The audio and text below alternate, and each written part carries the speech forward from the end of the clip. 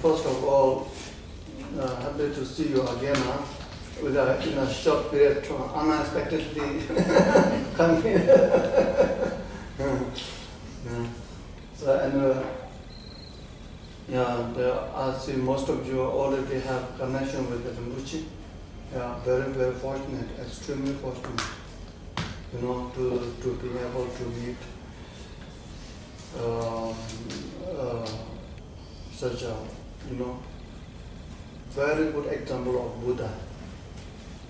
And not only the Buddha, very good example of Buddha's teaching, which embodies all this. It's almost impossible for me. I feel like, I feel like my mission in this life is already accomplished. For me, it's like already. It's to be able to first meet is very difficult nowadays during the degenerative time. Really to meet a perfect qualified spiritual master, like Rinpoche, is really very difficult. Very difficult.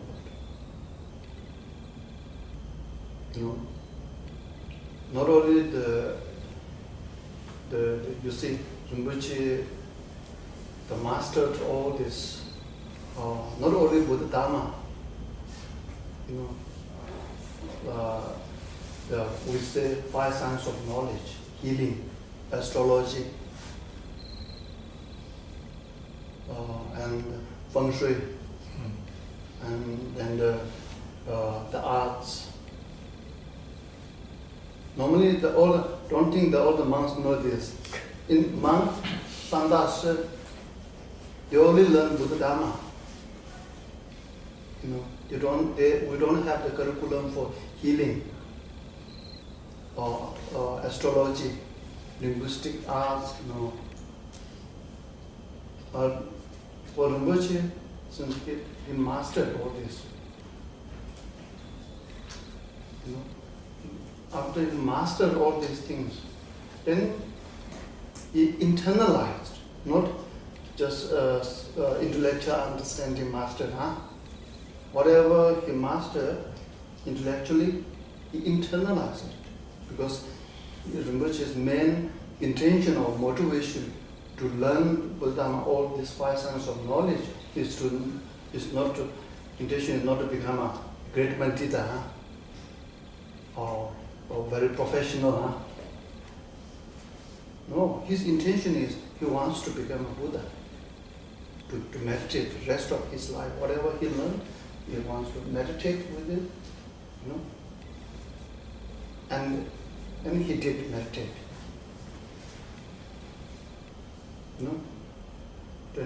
20 years. I mean the solitary meditation, 20 years. Unbelievable, it's quite difficult to find. 20 years, you see?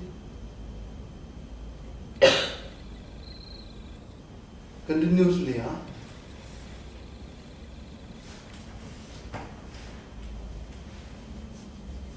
So not only that, there's a solitary in when I was at Rinpoche, all the time in meditation. There's 20 years is just solitary, But when he came out of 20 years, as I said, Rinpoche realized all these realizations, being able to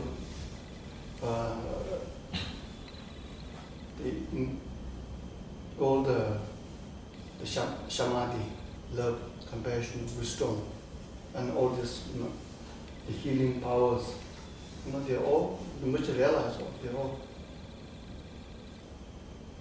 But after realization, that even in this 65 to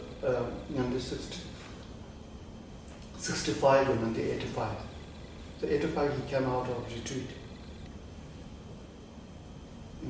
And Rinpoche became very famous in Lhasa, in Tibet. So everybody goes to seek advice from Rinpoche. But then when we look at Rinpoche, very humble, don't say like, don't talk that much, right? And then the rest of his life dedicated purely for the Dharma and essential being. And yeah. So it's we are very fortunate to be able to, in this life, to be able to come into contact with such rarely. It's very rare. And then not really came to contact and being able to create a strong connection with the Dharma. It's a So anyway, so and it just come to my feeling. I like to say it. I said it anyway. So then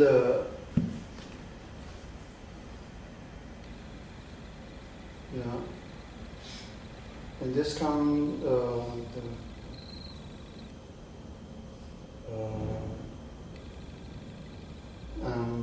then as the wishes to have this in Singapore, he see the potential of benefiting through 5 sciences. So far, so the next year onwards, then I'm here for a long time to really to execute what Rinpoche planned to Sri Lanka, and then there's the curriculum, based curriculum 2, 3, 4 months, continuously to transmit whatever Rinpoche intended. So that's a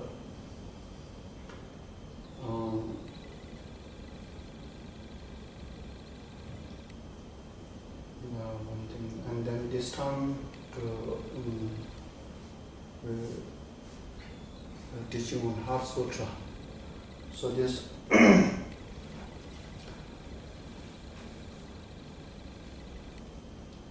so this teaching the Heart Sutra. Did you have any teaching before on Heart Sutra? They've also got a copy of the Heart Sutra and the prayer book too, done on the Yes. Yeah. So this the Heart Sutra practice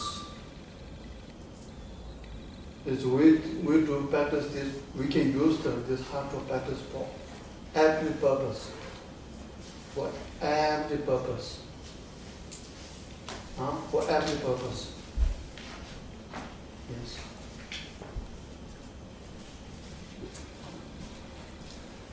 So the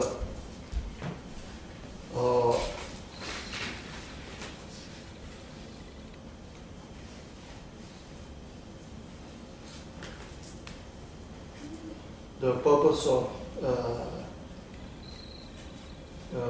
in this life, in purpose of you feel like you have a lot of obstacles, outer series of obstacles, or Heart Sutra is the best practice to remove obstacle. Is there another more effective, powerful than Heart Sutra in terms of removing obstacle? No, not at all. And Heart Sutra in terms of you feel like removing obstacles. So if you feel like, you have very strong karmic debt, negative karma, you know, 做什么都不顺，欠那个欠这个欠任性，你觉得？我们觉得 life is very unfair, Why I have to,这样有 yeah. When you have that kind of feeling coming back strong, so to remove this, to pay off all the karmic debt, to remove all the karmic debt, practice Heart Sutra. Practice Heart Sutra, it will take you.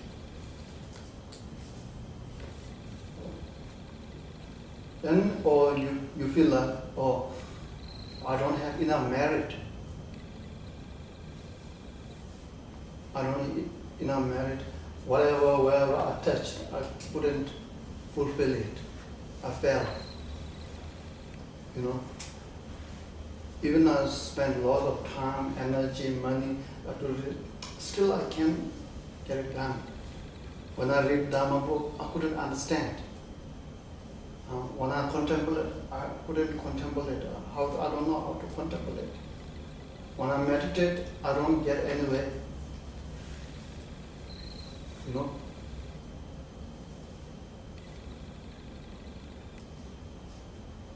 And then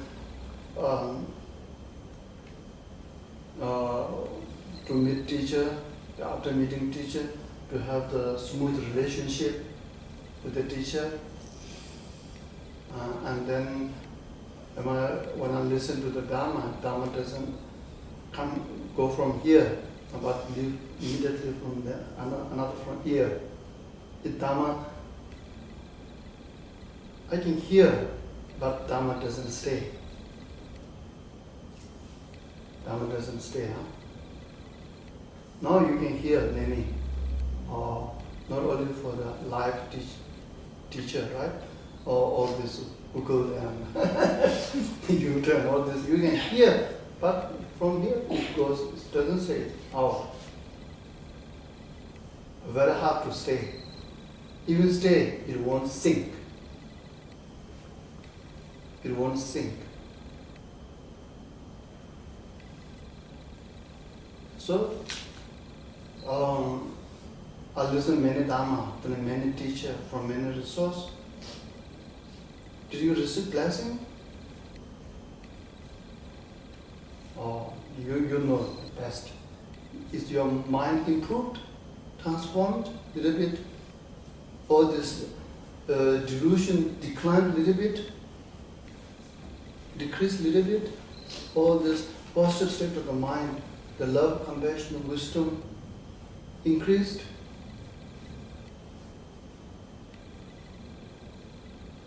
No. So this. So when this buko merit is not enough. You know. So to create the best method to create the merit is to practice Heart Sutra. Then for oneself it's like that. If oneself wants to help other, you know, to dedicate something to prayer for other, you can do this Heart Sutra prayer. Do the Heart Sutra prayer, practice, and then dedicate.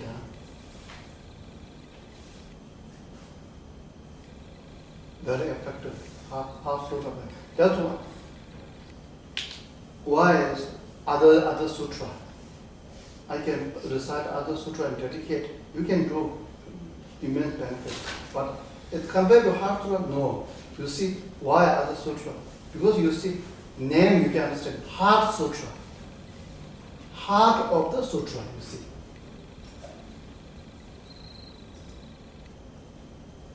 And when I explain, then you will understand. It's called Heart of the Sutra. That means heart of the Buddha's teaching. Actually, in Tibetan it's called Shirab Nyingbu, essence of the Wisdom Sutra. Shirab Nyingbu. Nyingbu means essence. 中文叫心经呢，心是心的心嘛，经是经典的经，经典的心哦。就是藏文的话的法文，那个 Sanskrit，Shiragi Paradachima，Pashaparamita Sutra，法文叫 Pashaparamita Sutra，藏文叫 Heart Shiragi Nyingbu means essence. Nyingbu means essence of Heart Sutra. Essence of Heart Sutra. So that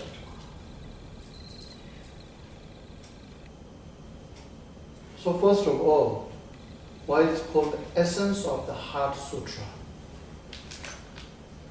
The heart of the Buddha's teaching is what? Heart of the Buddha's teaching, normally, heart of the Buddha's teaching is the Perfection Wisdom Sutra.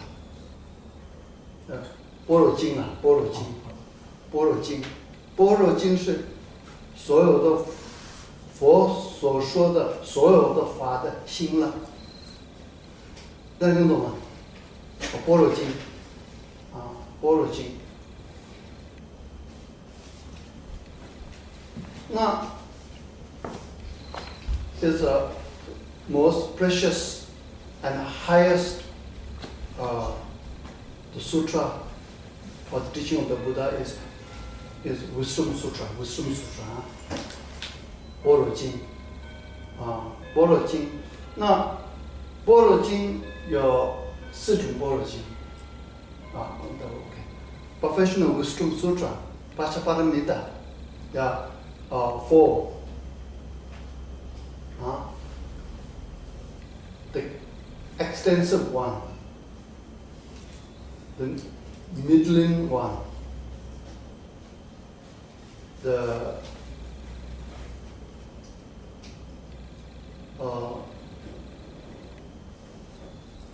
extensive, middling, and then abbreviated, and then most abbreviated.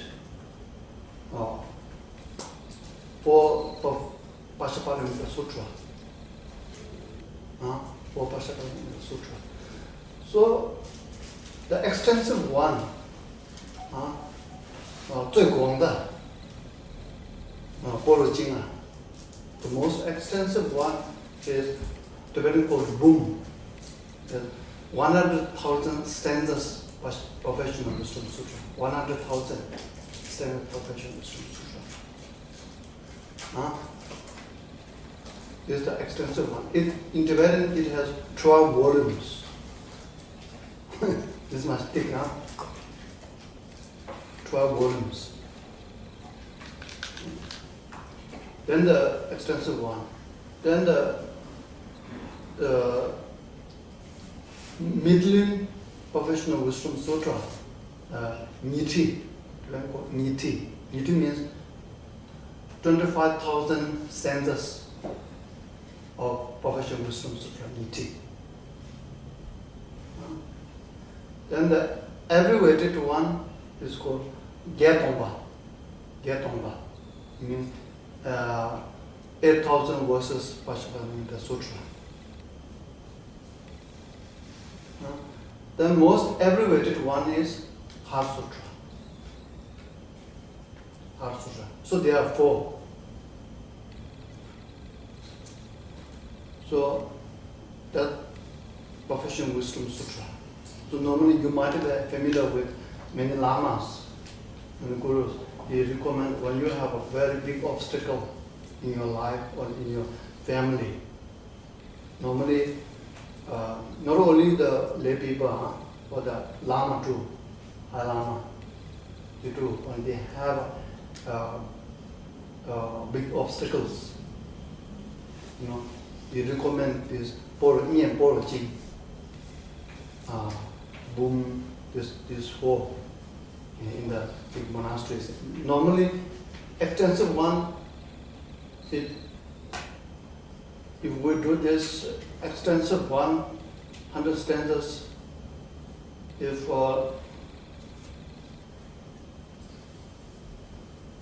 1 month recited, it takes 7 days, whole 7 days. It takes whole 7 days. Yeah. So this Perfection of Wisdom Sutra.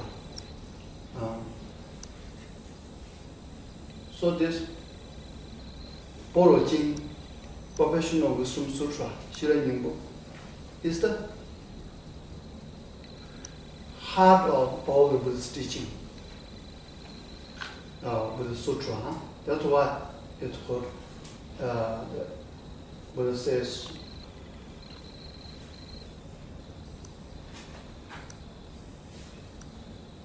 this teaching is most precious and most greatest teaching of fully awakened. If other sutra lost, all the sutra lost, other than this, nothing is lost. But if lost one word of Perpetual Wisdom Sutra, you lost the Buddha. Buddha said that. You see? So this Professional Wisdom Sutra, why among all the sutra, Professional Wisdom Sutra is most precious and most greatest, supreme one? Because it shows the complete path, complete unmistaking, path from where you are now, from the ordinary to Buddha. Very complete.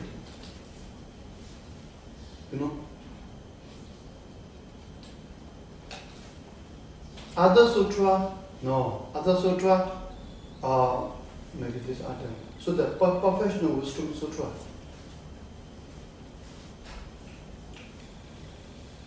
That's why Professional Wisdom Sutra, Pashapadam Sutra, Poro Jing. That's why the Tangsen Lama, the Chinese most Tangsen very popular, right? Why he come here? He sacrifice all these things to bring what? To Poro Jing, to invite Poro Jing in India. He went through all these hardships. It's the Poro Jing.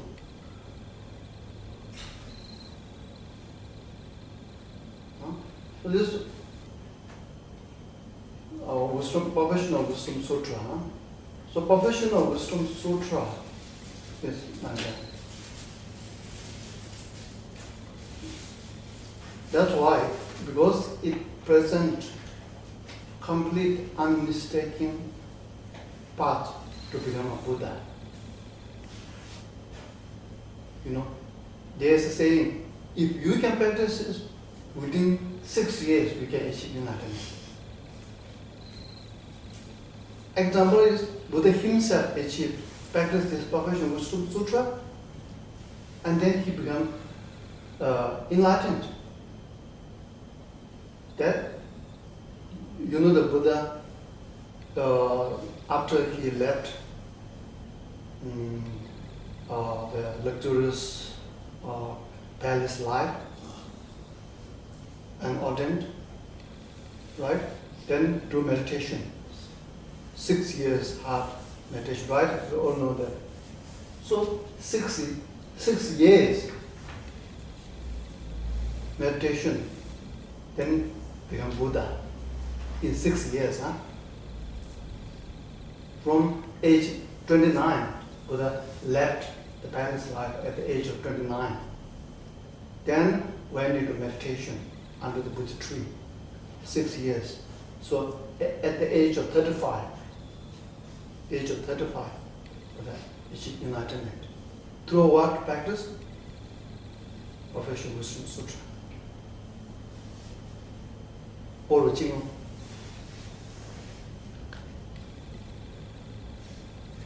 So the Poro Jing Professional Wisdom Sutra. So what is the complete path that I said Buddha went through all this path by himself? And they not only went through, went and completed it within 6 years. So that's why I'm saying, if you sincerely practice the Professional Wisdom Sutra, then just like Buddha, within 6 years.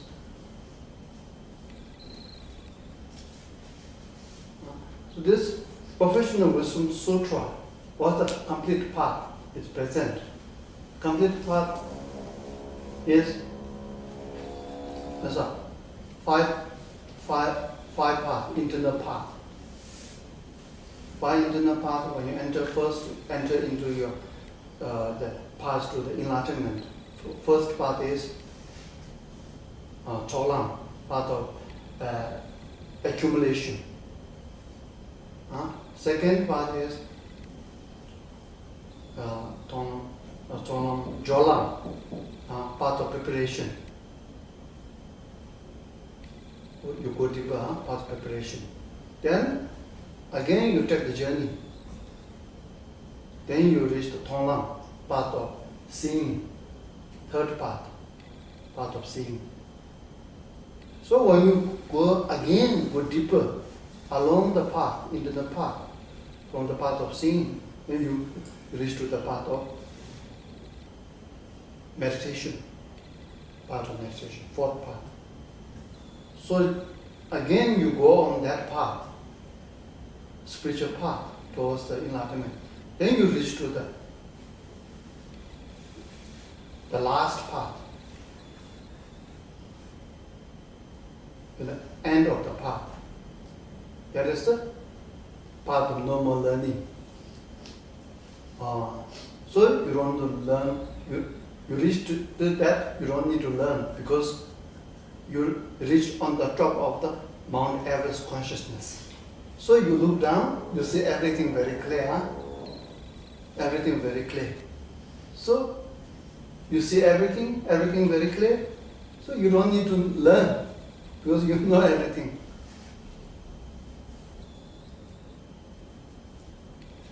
So this Buddha, when you go through it, you practice what? 6 perfections. 6 perfections.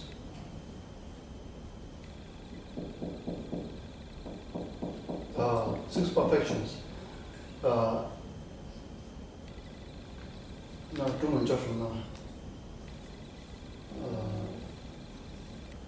So this 6 perfection. So 6 perfection. Perfection of what? Perfection of Jimba, generosity, right? Perfection of generosity. Then second, Jimba perfection of ethics or morality. Jimba Seva. Then perfection of patience or tolerance. So, Junju, the fourth one, perfection of perseverance or enthusiastic, perfection of putting effort. Then Jimbu Tsujun Soba, Junju. Samden, the fifth one is perfection of concentration. Samadhi and Samadhi. Sixth one. What? Fifth one. The sixth one is perfection of wisdom. Perfection of wisdom. So this Buddha, the 6, when you go this on the 5 path, how you go on the 5 path? What kind of? This is the 5 path. When you go through it, when you take the journey through these 5, I used to call 5 inner train stations. So what kind of transportation you are taking when you take the journey? You're taking the transportation of 6 perfection practice. 6 perfections. So 6 perfections. So 6 perfection. So Buddha achieved enlightenment within 6 years of meditation. 6 years of meditation on 6 perfections. 6 years of meditation on 6 perfections. So Buddha perfected all his inner qualities, 6 qualities, through the practice of 6 perfections for the time being of 6 years.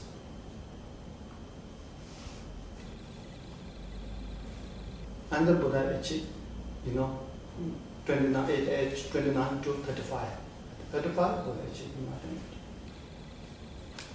So this we can do here in this human realm, you practice this six perfection, achieve enlightenment. Even from here, you go to the Pure Land, for the Amitabha Pure Land, Tara Pure Land, Vajrayogini Pure Land, wherever Pure Land you go, when you reach to there, what do you do?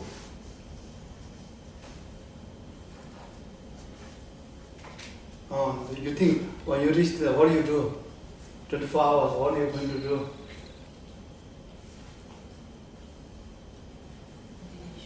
Not like, the space out, nothing to do. When you go there, what do you do? So when you did, for example, Amitabha Pure Land is very special, out of all the Pure Land. Amitabha Pure Land is very special. 5 distinctive features Amitabha Pure Land has. So what do you do? When you reach to the Pure Land, then you practice Dharma to become. So for the Amitabha Pure Land, Amitabha is your teacher, right? So Amitabha teach you the teaching to practice. You practice Dharma over there. Only your business is practicing Dharma. So what Dharma? 6 perfections. 6 perfections. When you Pure Land, you practice 6 perfections. But good thing about Pure Land is not that much obstacle. No suffering, right? No obstacle. But it takes longer time. Obstacles, difficulties, challenges, they have their own benefit. They have their own benefit. So that's why if you practice here, it's quicker. But even if you practice here, you get this perfection. Then even if you go to Amitabha Pure Land, then when you receive the teaching from the Buddha Amitabha, what teaching? This perfection, nothing else. This is the only path that traveled through by all the 3 Buddhas, So 6 perfection, this is the only way. So here,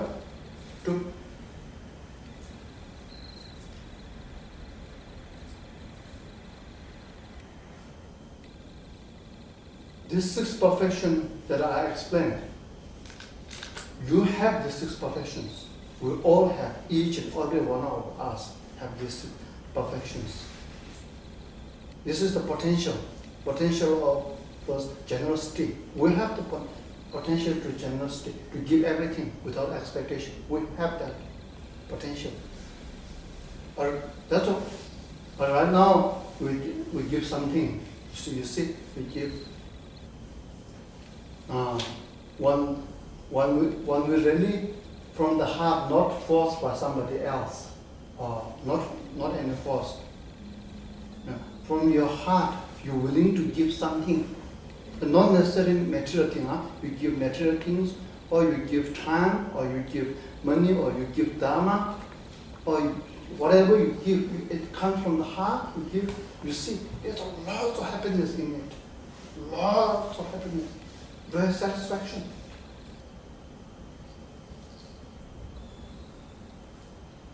This kind of satisfaction,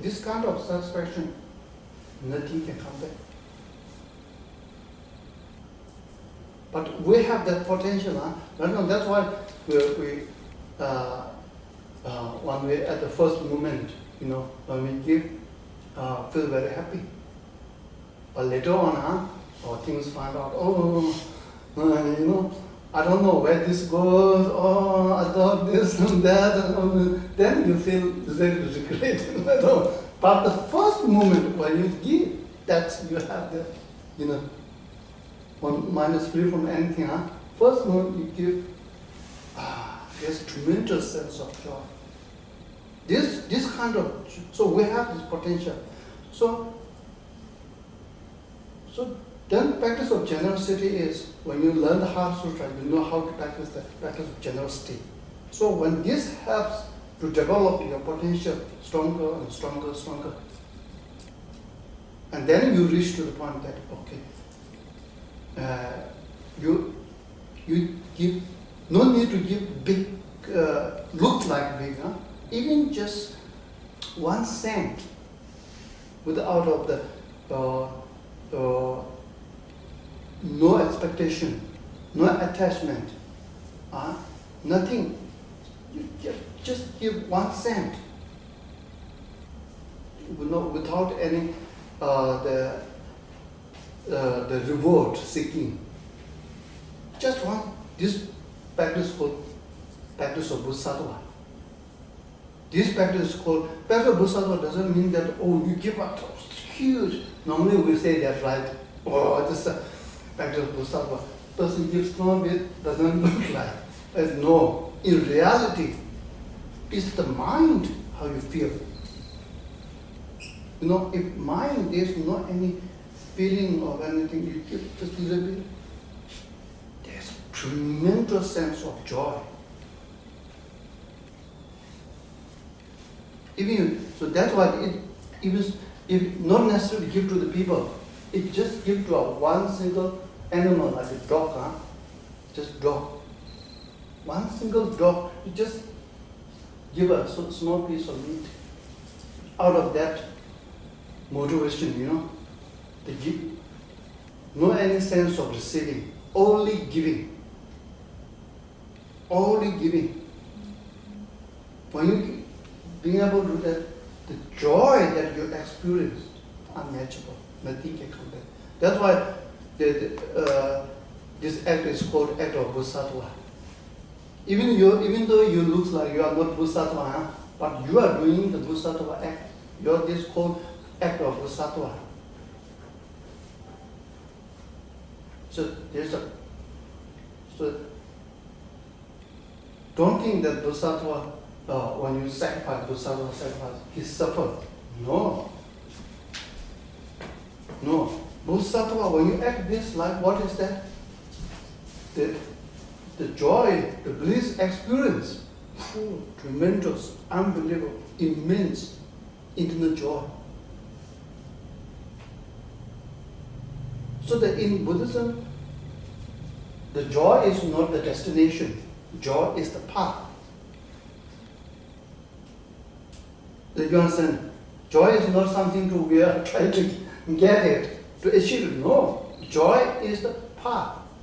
That is the distinctive feature of the Buddhism. When you practice this profession, that leads to the Buddha. The first practice of generosity. When you do this, you feel joy.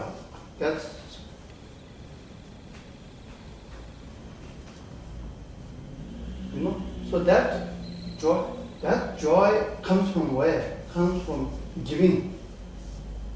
So when normal our joy is what? Normal our joy is related with the material, right? Or joy related with the five senses. So but I'm not saying there's nothing wrong with it, joy that you get from the material things, or joy from the five senses. But all this, when you compare to the joy that you derive from the giving, no match. Joy for the derived giving. So we have this, we all have this, the potential. And then there's a saying that Bodhisattva, there's joy, if I explain the joy of giving, first, practice of first,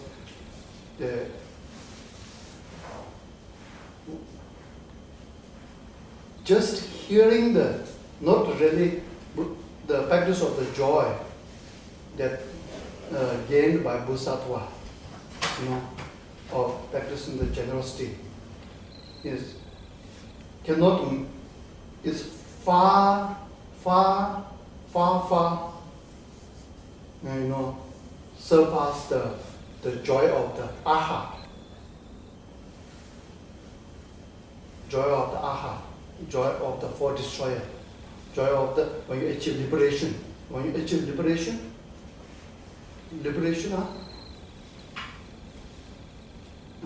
So this joy, liberation, liberation means you remove all the disturbance of the mind, negative thoughts and emotions is once and for all removed from the mind. Mind becomes very still, right? No disturbance. Mind becomes very calm. Then with this calm, it gives rise to joy. But when you compare to the joy that practiced by the Bodhisattva, just practice of generosity, not actually you generous, just hearing someone asking you, please give me a, the egg.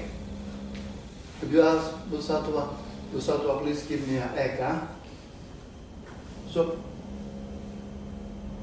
when someone asks Bodhisattva, please give me an egg. So Bodhisattva, when he hear this, not really he already practice, just hearing someone asking him to give this joy experienced by the Bodhisattva, just hearing someone asking him to give him one egg, this joy surpassed the joy of Arhat.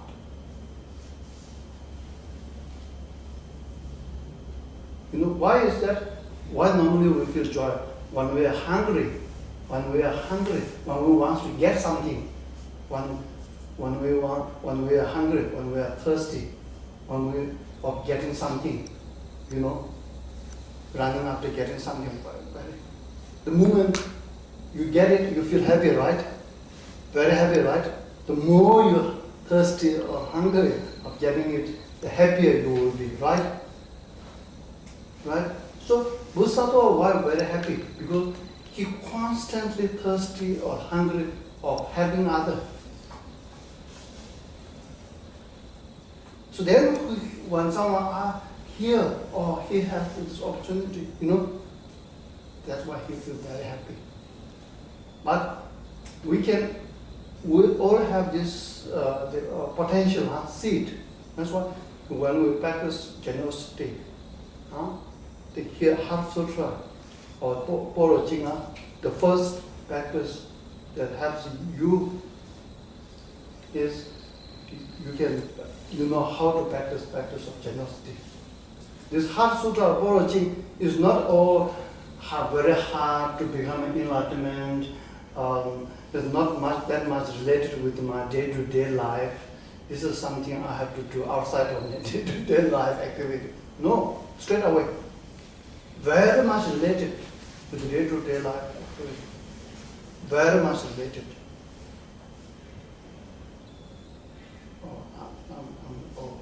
Before I started, it's taking too long. Anyway, so this the sixth perfection, we have this potential of generosity. Not only this, we have the perfection, second perfection potential, the pure ethics and pure morality. We have this potential. This is not something we impose from here on our someone impose. Buddha impose, you have to have a good character, you have to have a good personality, something imposed from outside. You have to do like this, you act like this, speak like this. No, we have this. We have that pure morality and ethics on our consciousness. Buddha simply asking to recall your quality, not imposing. You have to do like this. No, Buddha asking when you practice the ethics or morality, you are reflecting on your quality.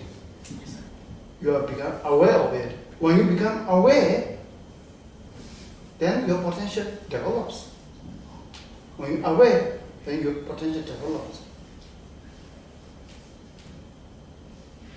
When don't misunderstood me, misunderstood the professional ethics or morality means that pure, speaks very to like this. No. You know, when you practice the mind, one, even this Bodhisattva, Pusa, 很活，不是这样子而已哦，很活，很活，活气很大，最大的活气。Bodhisattva do activity, you know, very engaging, lots of fire and energy. Talk a lot, talk a lot, and do many things. I think, unbelievable.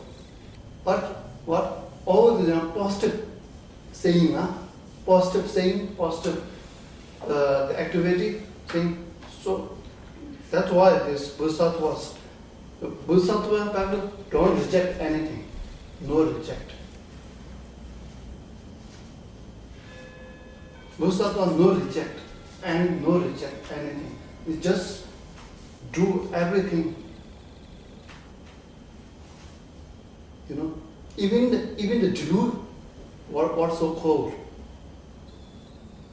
Even the delusion that we say, no reject, transform.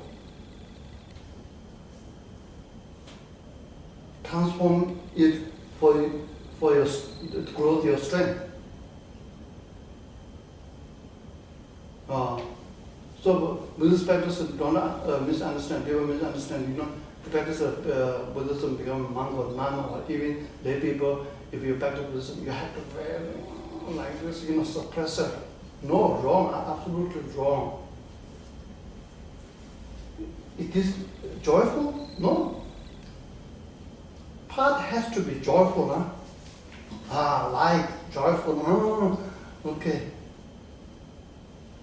If there's no joy, if there's no the happiness, what you are doing, it leads you nowhere. You think you suffer, you sacrifice, then you gain bliss. No, the law of cause and effect doesn't work in that way. You get similar result of the similar cause. Right? Happiness leads to happiness. Suffering leads to suffering. So this has to be understood, you know, especially when you practice this understanding. No, to suffer. This is the practice of the other tradition. You know, you condemn the lie.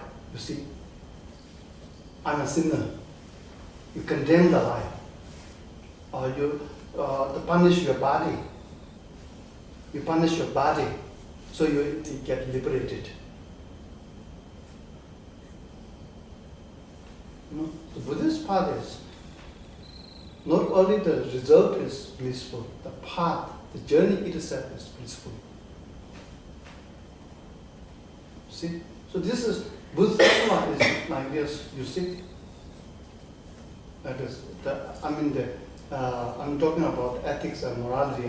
Ethics and morality, don't misunderstand. It's not imposed from someone on you and you have to be不要假装，假装我就都完蛋了。Don't have two face. If you have two face, you deceive yourself. Nobody can help you. Even Buddha cannot help you. To be here, genuine, then it's very difficult. Life is become very complicated, very difficult, you know.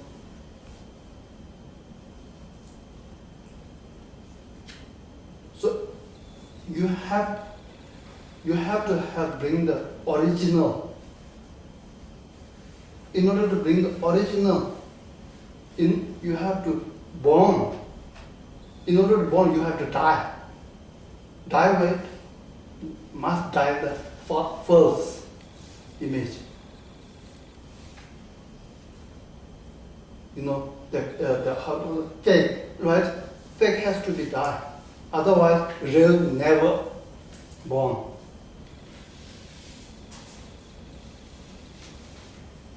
Never born, huh? So So the point I'm trying to make is we have the quality of this purity, ethics, morality on our consciousness. No need. Buddha is not trying to. There are actually three ethics. We say.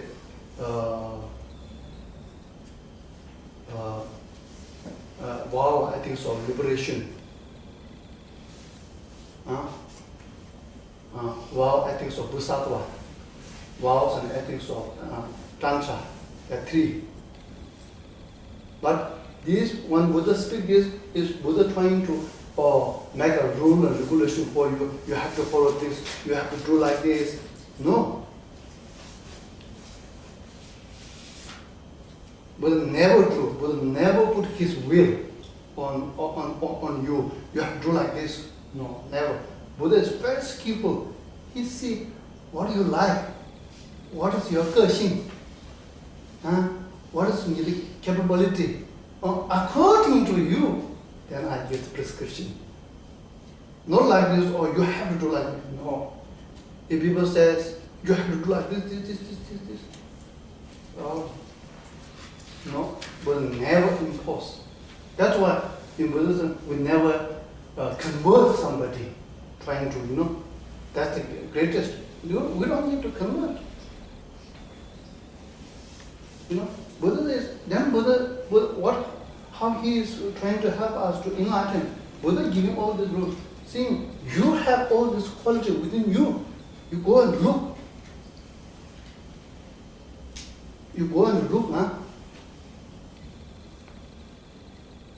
When you go and look, then you see all these qualities within you.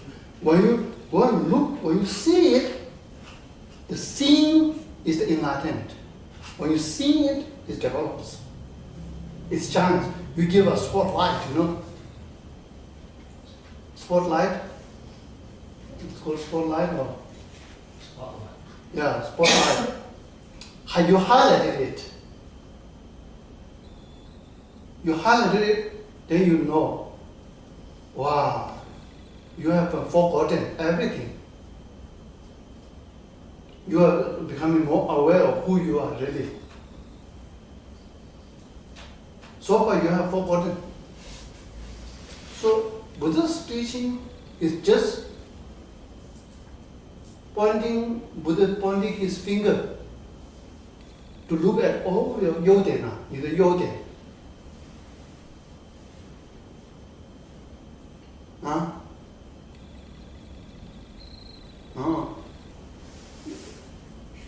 我说你有这么多优点哦，你忘记了，所以你骂自己啊，我笨蛋啊，我什么，有很多嘛，骂自己嘛。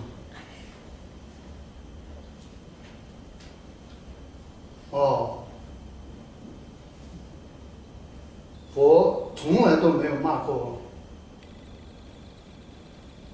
不只是骂过，there's nothing in our nature that's not good. Everything is good and completeness. But the Buddha's teaching is to point it to know this. So the professional, the ethics is the same. 你知道 when you know this teaching, then you look in. Only after looking, then you realized.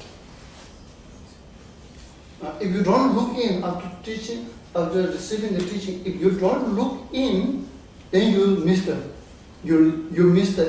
Buddha's teaching. If you don't look in, what happened? If you don't look in, you receive the teaching and don't look in, what is like? It is like you squeeze the juice, orange, Squeeze the orange juice, you don't drink the juice. You squeeze it, you don't drink it, so you don't experience.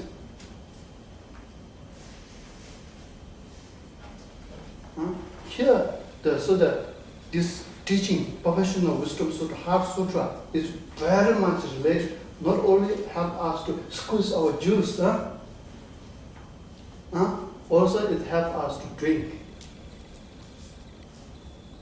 not only drink, it goes down, sink, and become one with all the cell of our body. Huh? Bodhisattva cell, six professional wisdom factor cell. So for this, so when you do this, what is the benefit? 你真的笑出来，从内心呢，真的笑出来。Life is such a fun, wonder, joyful, 有意义的。我不想逃。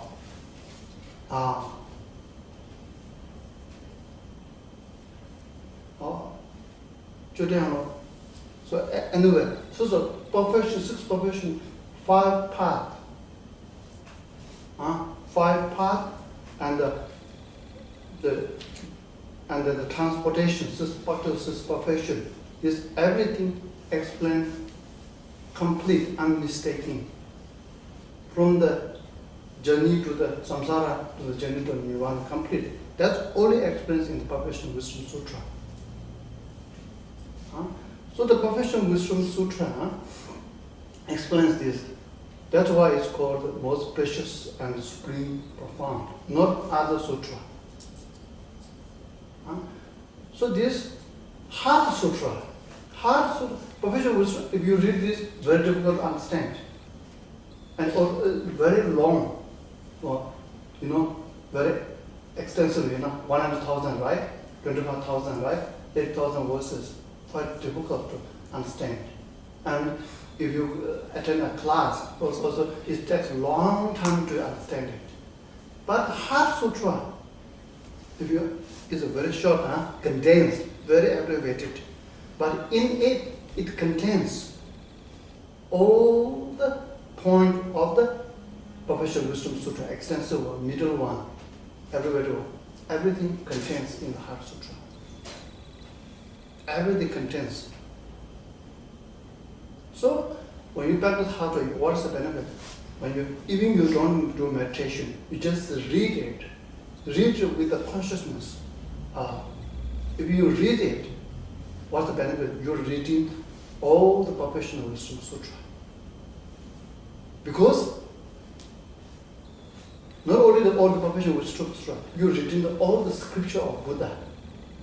Because you're reading the heart of the sutra. So it's considered, you're reading all the sutra.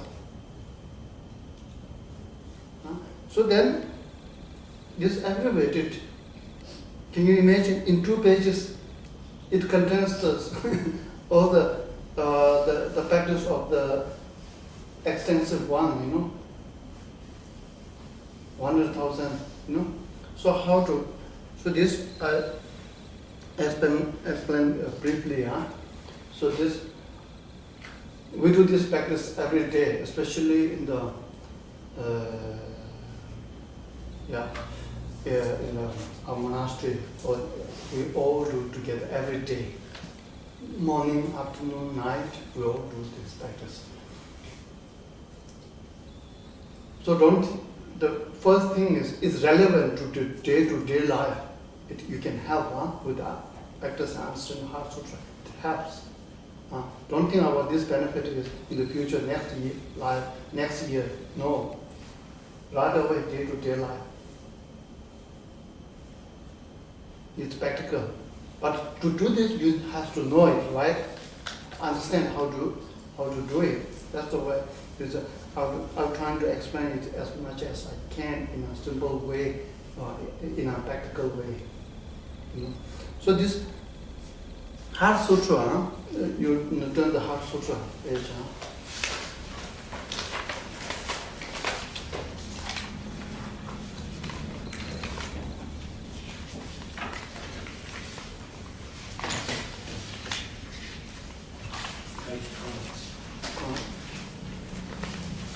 Page 20,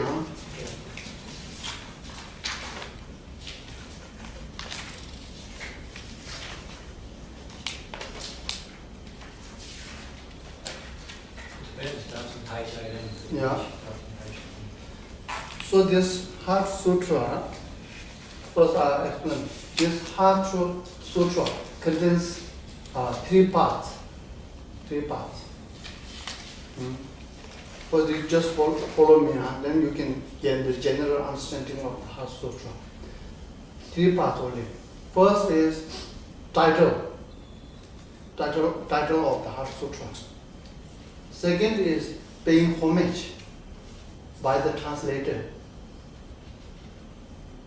Homage paid by the translator. Translator means this Heart Sutra translated. The Tibetan version comes with the 3 parts. First is the title. Second is the paying homage by the translator. Third one is the main body of the Heart Sutra, main discourse, main teaching of the Heart Sutra. So 3.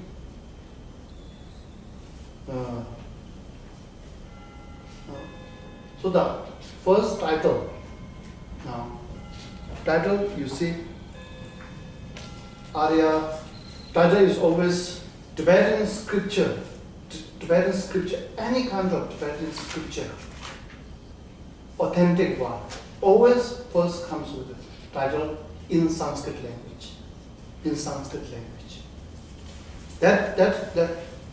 Why is that? Tibetan scripture, all the Tibetan scripture, authentic one, that always comes with the title in Sanskrit language. That has 2 reasons. One, first reason is Sanskrit. Here, Arya, you say, also the Heart Sutra comes with a title in Sanskrit. Arya Bhagavati, Rachana Paramita, Indriya Sutra comes with that. You know, when you look at the Tibetan, any Tibetan scripture, it comes with like that. So what is, it serves 2 purposes. First reason is, it shows the authenticity of the teaching, saying that this teaching is not made up of one called some individual saying this is Buddha's teaching. He created it, like a Tibetan Lama created some kind of teaching. We don't buy it. But just like the source of the river must come from the ocean.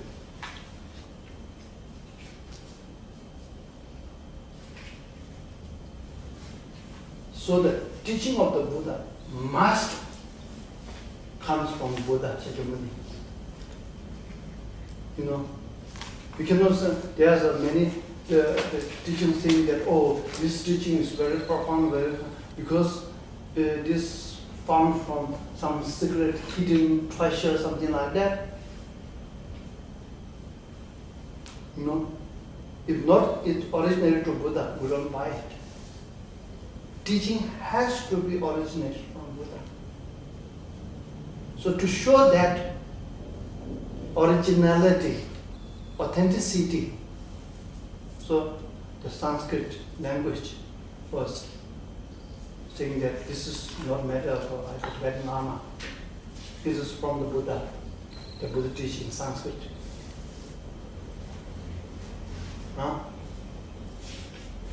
And then this is first. Second purpose is for when you read this Sanskrit the language speaks by enlightenment. So it immediately plant 很好的因了，缘了，种一个很好的因。When you read in a Sanskrit language speaks by Buddha. 刚开始缘起很好，变成你读经典了，刚开始马上就读佛的语言法门所以这个种了一个很好的因，刚开始变成好的缘起的 auspicious time, you know. So that's the title.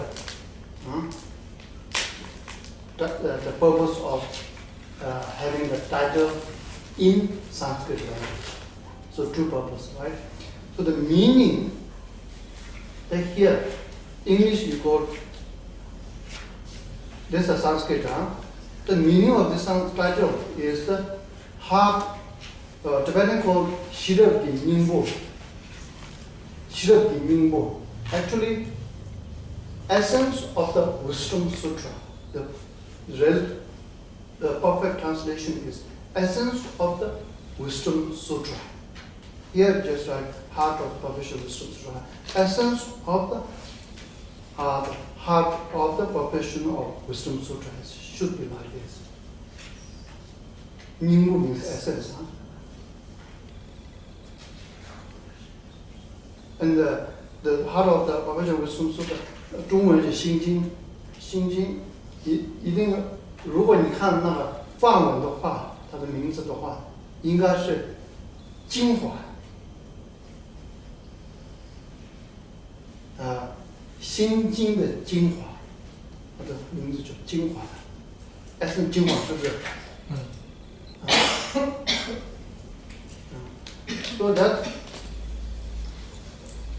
？So that Arya Bhagavati, this. So the explanation of the title is why it's called Essence of the Perfection of Wisdom Sutra. Why is essence of the Perfection of Wisdom Sutra?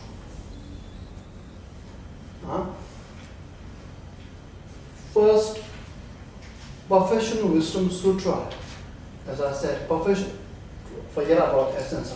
Perfection, heart, essence of the heart of Perfection of Wisdom Sutra. There are three: essence and heart and Perfection of Wisdom Sutra. Three, huh? First of all, Perfection Wisdom Sutra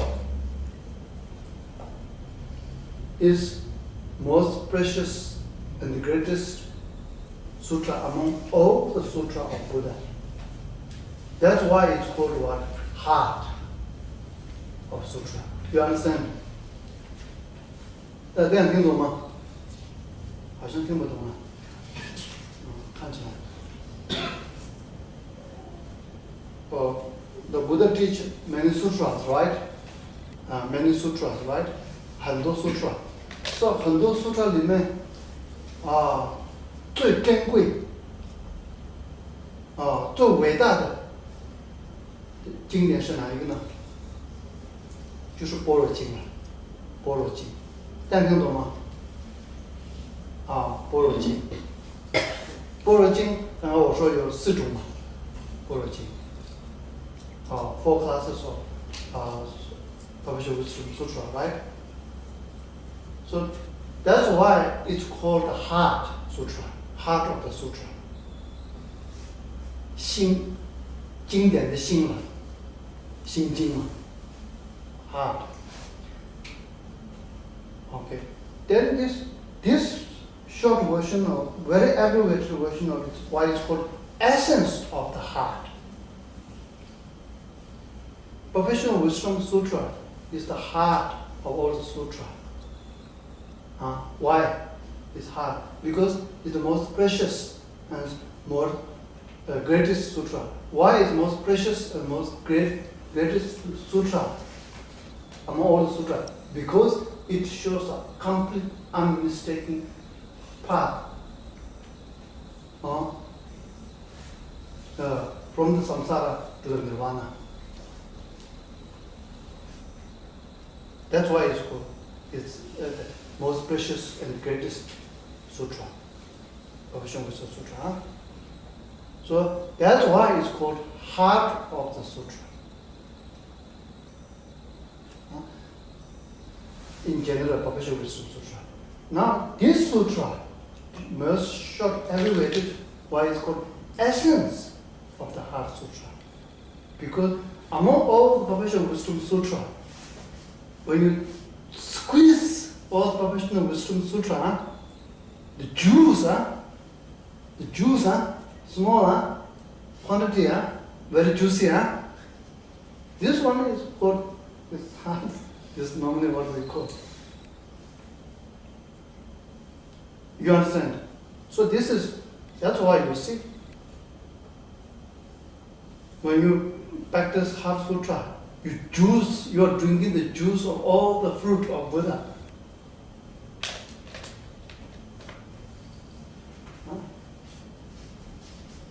So when you drink the juice or all the food of Buddha, what kind of the vitamin? So that's the name. That's the explanation of the title. So the first part. Second part is paying homage by the Lotawa, the translator. Is there in English? Approach to the Arya Pasha Paramita Vidya, right? That's the second part. Approach. Who composed it? This prostration written by whom? This prostration written by the translator. When Tibetan, this translator is called all the Tibetan scripture, sutra or textbook, Buddha's textbook, always comes first with the Sanskrit language title to show the authenticity and to make a healthy union, to have a good start. Then second is paying homage. Also, this paying homage by the translator always comes second. Always, any scripture you will find this. Why they do this? Translator, before the men on the transcribe, they translate the Buddhist scripture from Sanskrit language into Tibetan. Back there, very difficult. You have to go there, right? You have to cross all the Himalaya mountain, go to India, sacrifice. It's a hardship, months and months. Back there, there's no any transportation other than the donkey and the horse, right? And most of them, they climb on foot because on Himalaya you can use the horse, So they want and then they exposed in a new environment, culture, tradition, language, everything is different. But they are willing to die for Dharma. Sacrifice everything to bring the Dharma back to Tibet, So they translate. So when they translate into this particular text into the Tibetan, the language, so they pay homage to. Why they pay homage? Because there are two reasons. One is when they do this work, translation work. If you pay homage to the Buddha normally they pay homage to the Buddha or the Bodhisattva. Okay, here they pay homage to Buddha. So paying homage to Buddha, it serves two purposes. One is it helps his work translation go smooth, very successful. If you pay homage, that's why they do like this, pay homage to the Buddha Bodhisattva before they start any work. So the work will be more smooth and accomplished. Not only this work will become beneficial for all the beings. That's the reason why after the title, the Lotawa, the translator, they do pay homage to. So we can learn from it. So before, we have many projects in our life, right? We have many projects in our life. For example, in order to have the good to get a good school, and to find a very ideal partner, which is quite difficult.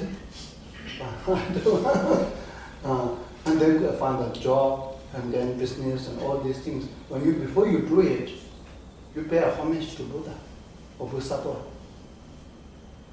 Pay homage to be successful smoothly, and after this, whatever it's more useful to all other beings. So you think in your mind. That's why How can I success and how can I become more beneficial? How do you to follow this law? Before you start your project, before you start doing anything in your life, when you start it, or first pay homage to Buddha, Bodhisattva. I pay homage to Bodhisattva. Please let this project be successful, smooth, and made beneficial to all other beings. Some people, when you're born, always find many times find oneself the wrong place, the wrong time. Some people in the occasion place, right time and right location, right? And sometimes people those find right time and right location. Some people bring huge benefit to the society, to the community, to the being. And some cannot. They are very rich, but okay. Yeah, rich. Yeah, they have everything, but they don't have nothing. But fear. And no trust, right? Oh, Mama mia, no trust, wandano. Then you don't find peace.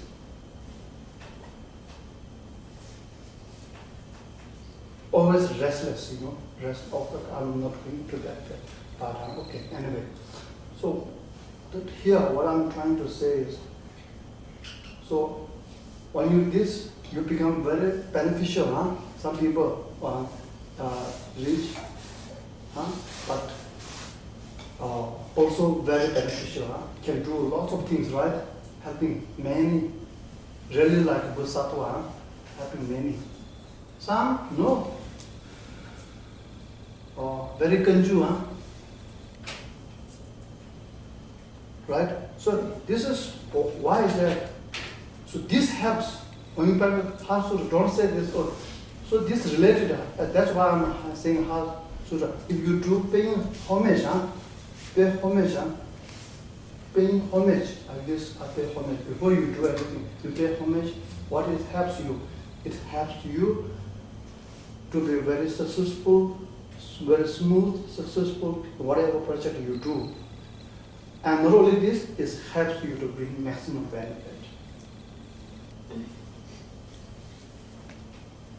So if you don't know how to create for that, you do the pay homage, learn lesson from this Heart Sutra. That's why, you see, why all this master become, your work is very flourishing, prosperous. Even now you see Buddha Dharma flourish everywhere. With that work, even this Heart Sutra, flourishing everywhere. Why this Heart Sutra become very flourishing everywhere? Because the Lord He paid the homage. It's called Lord Geshe Gyalten Kunga.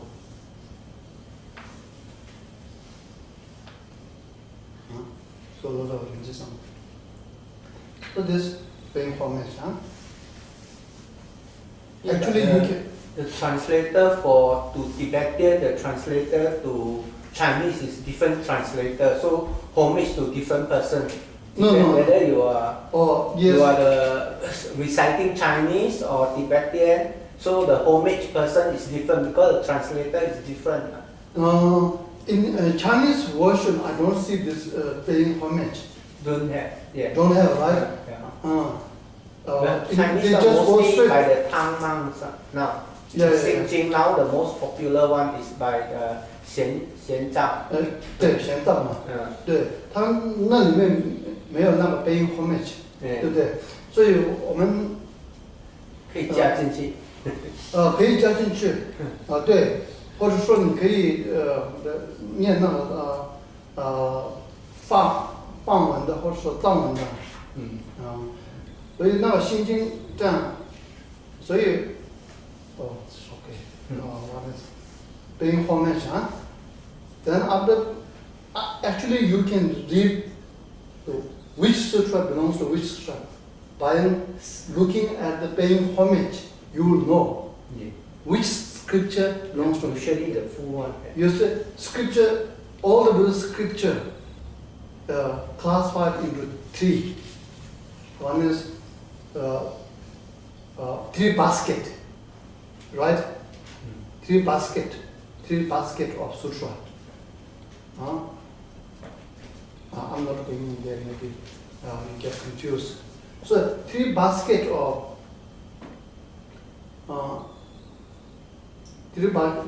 teaching sutra is monastic discipline sutra.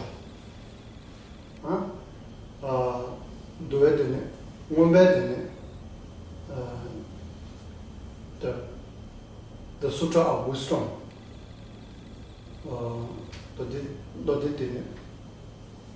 The sutra of samadhi.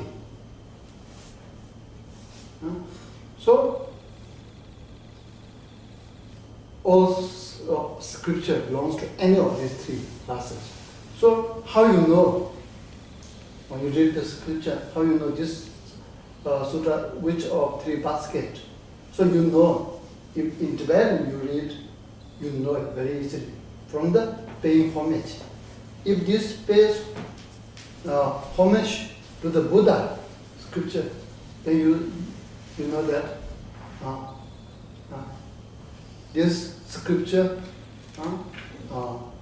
this particular scripture belongs to the Vinaya, monastic ethics laws. So when you paying homage to this two way, paying this Bodhisattva, then you know this is the scripture or basket of concentration. Then you see the paying homage to the wisdom Buddha, then you know, this whole sutra is the sutra of the wisdom.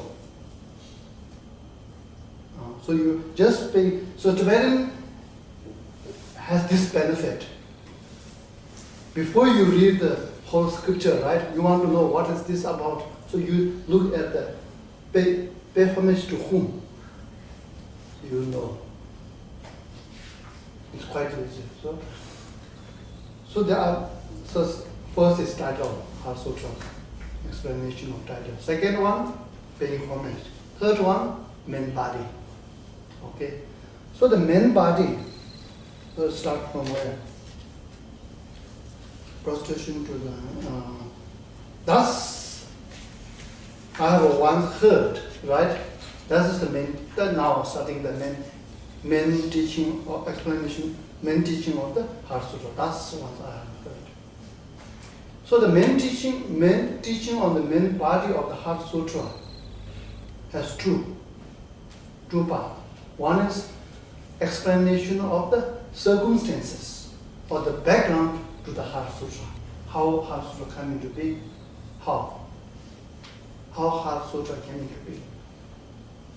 You understand? The teaching of the main body of the Heart Sutra has two. The explanation of the background to the Heart Sutra, and then the explanation of the body of the Heart Sutra, actual discourse. Okay. So the explanation of the circumstances or the background to the Heart Sutra also has two parts. Explanation of the common explanation of the background to the Heart Sutra, and uncommon explanation to the background of the Heart Sutra. There are two. So the first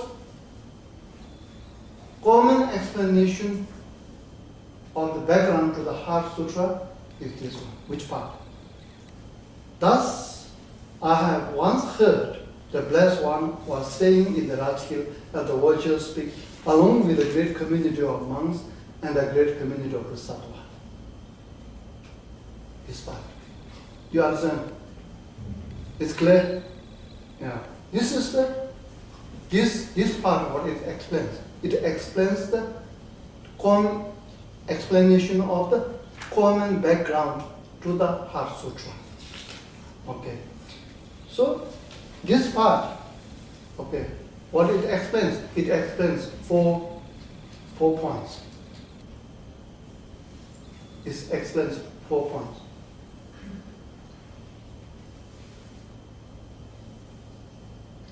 Explains this short, uncommon, this explains, uncommon explanation, common explanation to the background of the Heart Sutra is from where to where. Thus, I have once heard the blessed one was staying in the Rajgir at the waters, speak along with the great community of monks and the great community of the Sattva. So when you see this,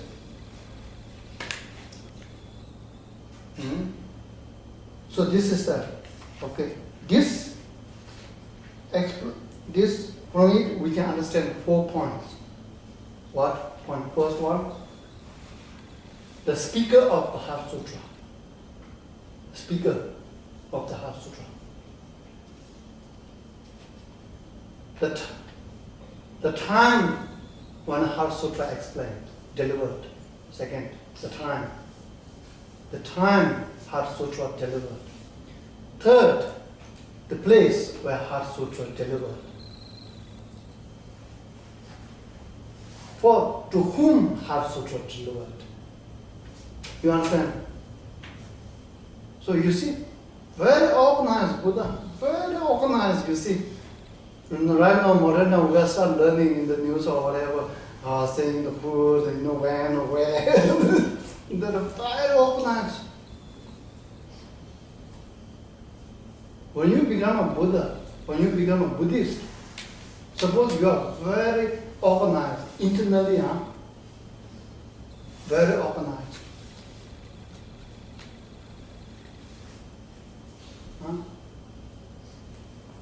I want to say something, but I don't want to say.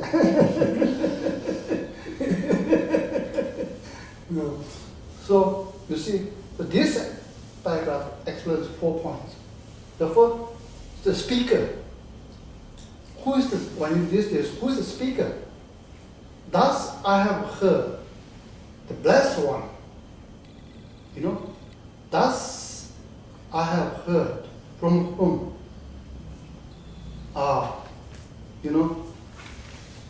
I hear refers to where? I hear. Thus have I once heard.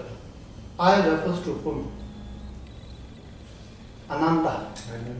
For the heart disciple, 跟佛一起的，从头到尾跟着佛一起的。因为 Ananda, English. When Ananda is always together with the Buddha until Buddha passed into Nirvana. It's always follow like a shadow of the Buddha, everywhere. But after Buddha passed away, he gets a lot of penalty, punishment. Other people saying that you didn't serve Buddha well. There's 4 great penalties he got after Buddha. So that's why he cried. Why when Buddha alive, everybody treat me like God, and when Buddha everybody treat me like shit. he cried. He was, anyway, it's a very long, if you it's very beautiful, the life history of each, the master. You can learn a lot. Easy to understand and learn a lot. So that's, thus I have once heard, I refers to whom? Ananda. Because Ananda, all nature, because of his kindness, because he is being with the Buddha all the time, so he hears all the Buddha's teaching. So during when Buddha gives teaching, there is no writing, No writing. So there's no book, there's no text. There's no notion of transcript and editing. There's no such thing.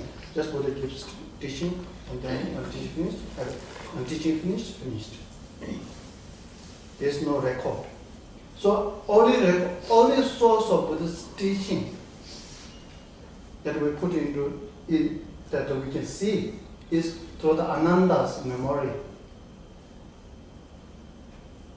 So to Ananda later on, after he punished, he got punished, with the master punished.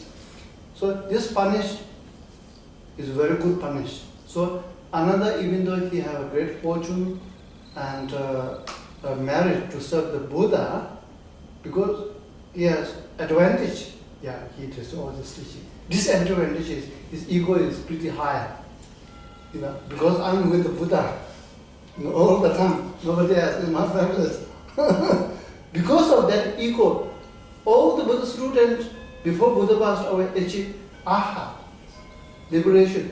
Ananda didn't. Ananda received all the teaching, all the blessings, but he didn't receive liberation. Why? Because of his ego. So in order to press the ego a little bit, when Buddha passed away, he got all that criticism, contamination. There's a 4 grade and 8 grade penalty to Ananda. So Ananda said, wow, 真的轮回是轮回了，不再错，这么红，没有佛头，糟糕了。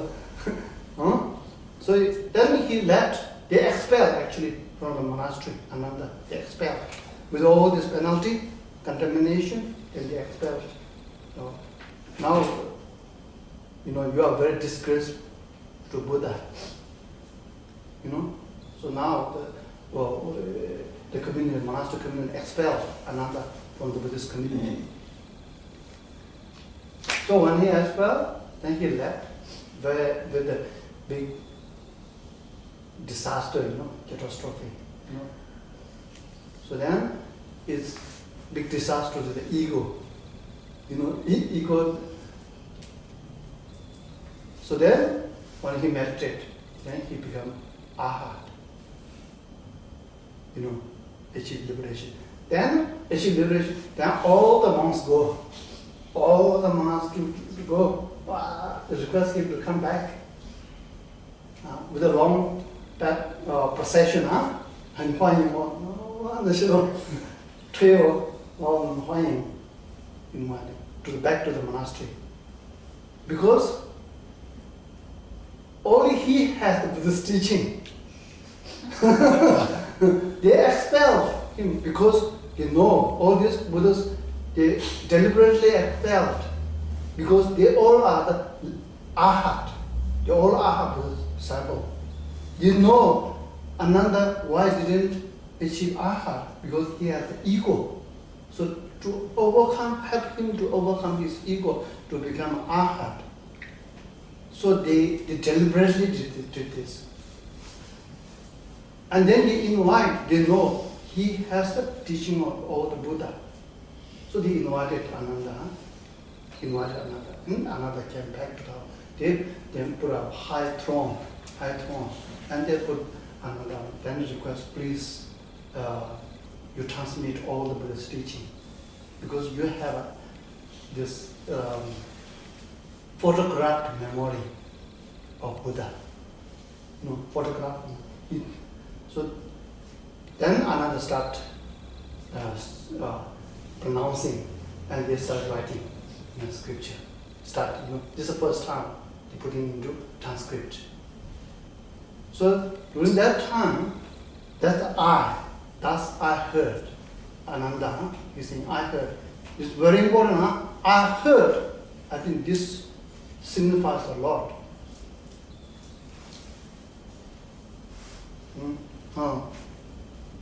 Not saying Buddha said this. I heard it. I heard it. So there's a big difference. I heard it. Or Buddha said it. Looks like same, but different, huh?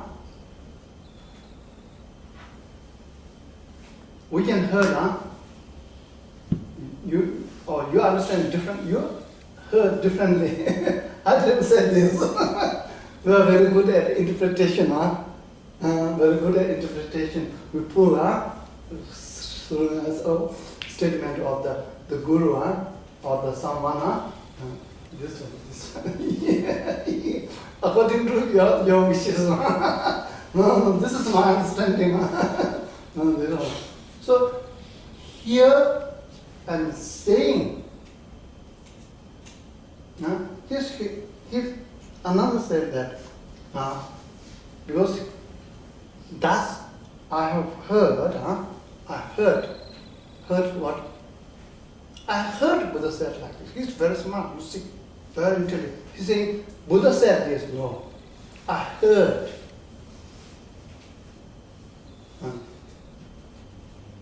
I heard this. So this, I heard this. When you say, I heard this teaching, it's not ordinary hearing.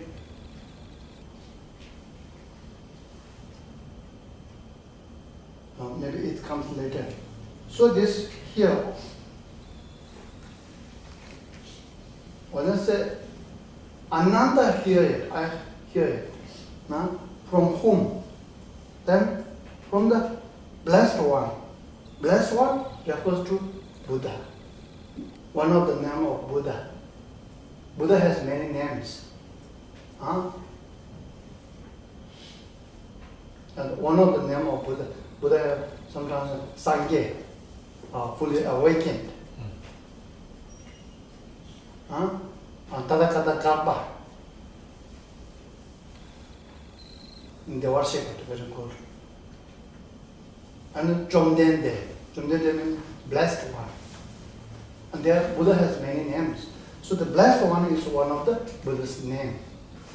So the speaker of this Heart Sutra is whom? Blessed one. That's why it hears. Thus have I once heard the blessed one from the blessed one. You see. So this is the saying that, showing that the speaker is the Buddha. Speaker is the Buddha. Because Buddha blessed the mind of the Ananda. Buddha blessed the mental continuum of the Ananda to have the strong memory, to record everything. So otherwise it's very difficult, right? So the speaker, I was then time is what the speaker is like time of this Heart Sutra, when Heart Sutra came into being. The speaker of the Heart Sutra is Buddha. Then when? So that that was, you see, Buddha displays 12 enlightenment activities in his life. His life, we can understand, it's very important to understand the Buddha's life. From the Buddha's life, we can learn a lot. So, because Buddha came to this world in order to display how to become a Buddha for us, to show the example how to become a Buddha. Buddha come here to serve as a real good model for us how to become a Buddha. Buddha already achieved Buddhahood long time ago, many years ago, already achieved.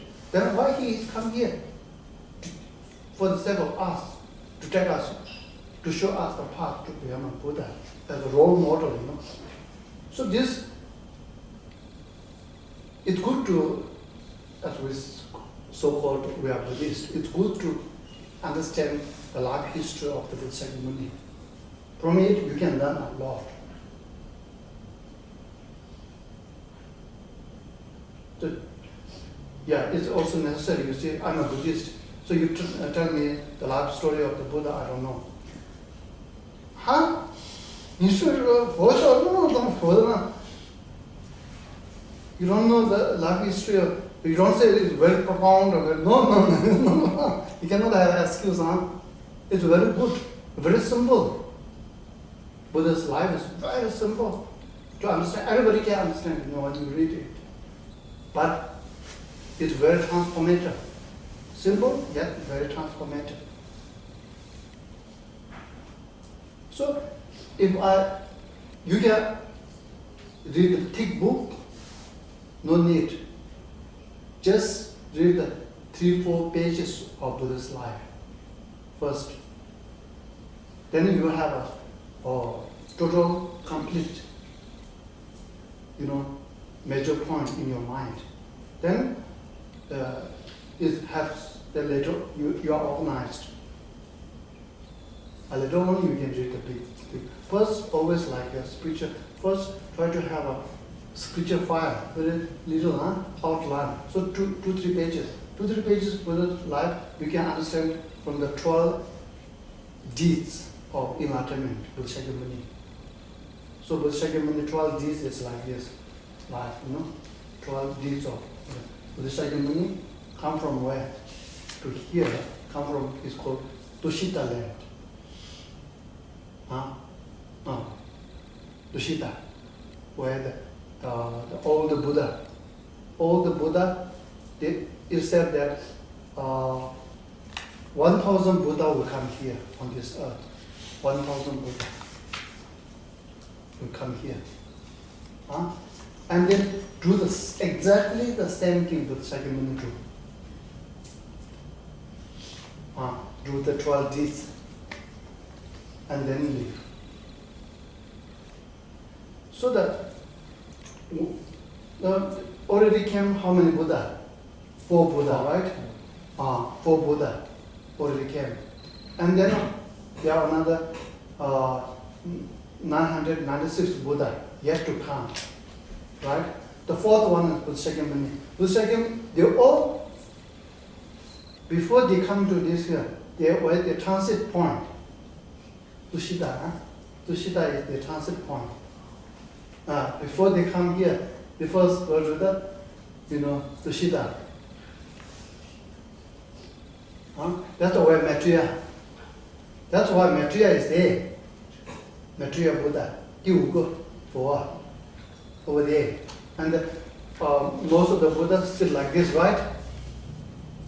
And Maitreya is like this, right? That symbolizes, he is about to come here from Tushita, about to come here.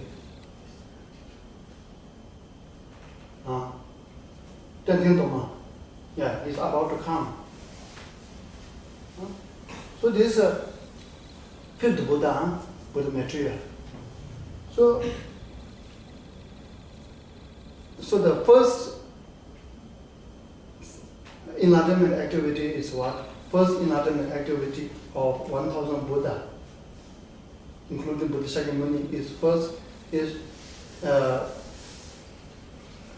abiding at the Tushita land. Before come here, the first transit point abide at Tushita land, as Buddha Shakyamuni. The second enlightenment activity is then conceived into the mother's womb. Buddha Shakyamuni is Queen Mahadevi, right? Buddha came from the Tushita, Buddha came down in the form of what? Elephant, white elephant, right? Enters into the mother's womb, right? This is second enlightenment activity. Third one is being born from mother's womb. From this children, how to say children? Ampi. Ampi. Yeah, Ambita. Right? This is the third enlightenment. Then born, and then with the show the greatness, the sign of the Buddha's control the universe and control. He steps 7 steps right, 7 lotus comes right, That's the third enlightenment activity. After that, then fourth one is Buddha mastered all the arts and science of the princess, right? She mastered all the arts and science. And what is fifth, enlightenment activity is Buddha developed strong renunciation by seeing the sick person, aging, dead, and a monk. So this caused him to transform his mind, change his mind, right? And also he has the sign and prediction for many Buddha and Bodhisattva, saying that now it's time for you to live the life of the princess and take the spiritual journey for the benefit of all the sentient beings. You have this karmic connection with this world, the Buddha. We can have a greatly, we can lead millions of people to the liberation and the enlightenment. So give the Hando for Pusa, give many signs and prediction. So at that night, the Buddha, from his side, he's seeing all these four realities of the life. Already it changed his mind. In addition to it, he received the prophecy, prediction, sign of many Buddha Bodhisattva, asking him now it's time to leave. You know? So in that night, then he left. He left the prince's life, luxurious life, right? So this is the fifth activity. The sixth activity, and then he became ordained by himself. You know, change his. When you become ordained, what does mean by ordained? Ordained means changing three aspects. Changing three aspects. First, changing your mind. Mind, change what? Change the mind first to become a monk or nun, Or to become the monk or nun, you have to change three. First what? Changing the mind, attitude. How to change the way? No more seeking the pleasure of the samsara. No more seeking the pleasure of samsara. No more chasing. Chasing the pleasure of the happiness of the nirvana. Change mind. That is called changing the mind. Second changing is changing your clothes.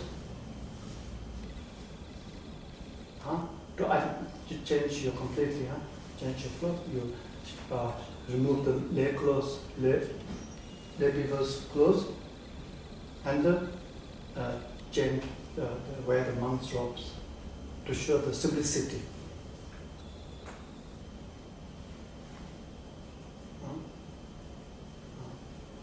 So, and then shape your head. Third one is shape your. Okay. Second one is changing the clothes and shaving the head. Third one is changing your name. Changing your name. So, all this helps you to detach. Detach to the samsara, detach to your clothes, detach to your hair. In back in India, they spend a lot of time to, the hair, hairs. So even now we do life, we spend a lot of, in order to remove from the distraction, to be very dedicated, to concentrate on the spiritual journey. So the clothes, then you have to buy, and then you can, you have and wash them. So monks only you see this one all the time. 10 years, no need.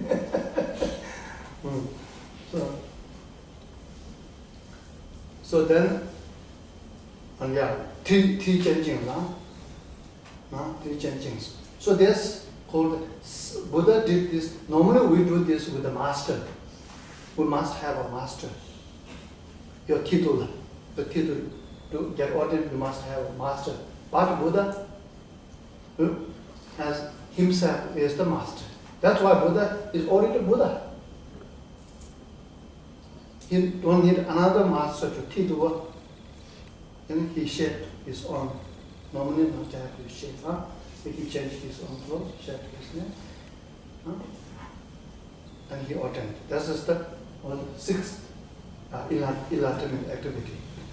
After that, the seventh is what?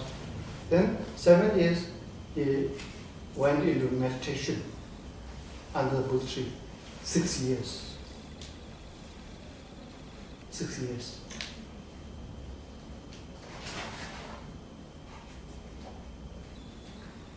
Huh? After that, 6 years, that was the seventh. What is the sixth? The seventh, then activity of achieving enlightenment. Buddha achieved enlightenment. Achieved enlightenment. After achieving, when Buddha achieved enlightenment? Oh, when Buddha left the palace at the age of 29. Until age 29, Buddha lived a luxurious life of princess. 29, he's saying that 29 at the end of towards the end of 29. Yeah. And then the Buddha go out from the palace to see all these four realities of the world, and then Buddha received the prophecy or the prediction from Buddha Bodhisattva, you have to live, right? This is at the age of 29. Okay? So he lived then, he do this meditation 6 years. This is sixth. The seventh, after this, he achieved enlightenment. Become Buddha, seventh. When he became 6 years, 29, then 6 years meditation, how many years? Oh, 35, right? 6 years, 35. So at the age of 35, that's the beginning of the 35 years, then Buddha achieved enlightenment.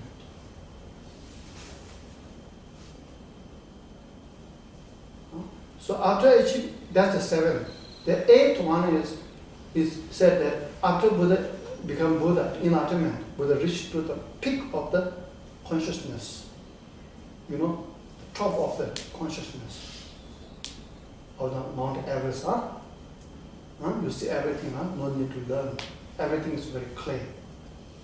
Nothing is secret for him. He see everything, right? He know everything. He feel everything. So after that, he wants to share what he found because it is so blissful. He wants to share what he found. But out of his clairvoyance looking, it's very difficult to find a suitable disciple to share it. Because it's so profound, so profound. So Buddha remained 14 days, 2 weeks, without giving teaching. Without giving teaching means sharing what he found. That's called teaching, sharing what he found. So Buddha didn't share this because he wouldn't find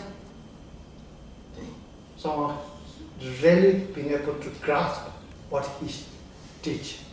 So Buddha's after achieving 12 days, Buddha didn't speak. He remained in total silence. Then, after 2 weeks, the king of the gods, Brahman and Indra, on behalf of all the beings, they come to Buddha, please, Buddha, to share your experience. They requested. And then after the 2 weeks, then Buddha found who Buddha can share this, to some extent. So after 2 weeks, then Buddha give he shared what he found. The method is called Four Noble Truth. So Buddha speak first time after 2 weeks of achieving this to the Varanasi for the five disciples, right?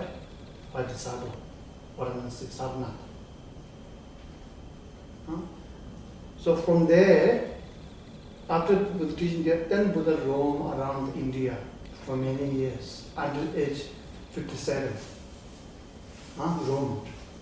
He keep teaching, everywhere preaching.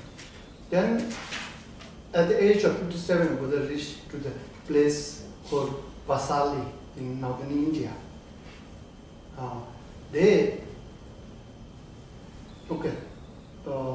Enlightenment is the 7th, right? The 8th great deeds of Buddha is then preaching, giving teaching on the whole truth. It's 8. Is it 8? The 9th, then Buddha gives the Vasali, reach to the Vasali. Then a lot of challenges to come to Buddha. Buddha started showing the truth, and lots of challenges coming from the different tradition.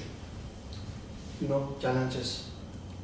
Very good back there, very good tradition, not fighting with the guns or knife, the fighting with the debate, debate, and showing the power, So Buddha showed through the reality and power of the truth, Buddha shows the miracle power. There's many miracles. And then through the miracle power, Buddha outshine. They're all convinced. So not only the leader, the follower all become Buddhist. They all become Buddhist, following the truth. Then at the age of 59, then Buddha went to the Rajgir. Rajgir, in the virtual speak. Buddha Gaya is not far from Buddha. Many of you have been, right? 中文叫什么呢？灵鹫山。对，灵鹫山，对，没错。Buddha age of 57. After the display of the miracle power, the Buddha went to Rajgir, virtual speak, Ling Shan. And then over there, then Buddha give the teaching. Teaching of what? Perfection Wisdom Sutra, 般若经在那个第一次。First time Buddha's teaching of Heart Perfection Wisdom Sutra, Buddha pronounced, delivered where? Rajgir, Ling Shan, or just speak. So when doing that, all the students, most of the students, is a human, but most of them are Bodhisattva.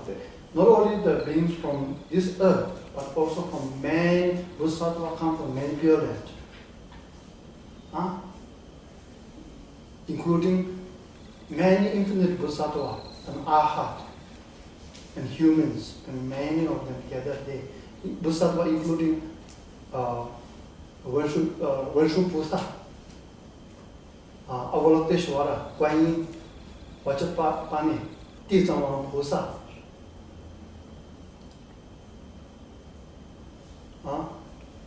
Samantabhadra, Samantabhadra 叫什么呢？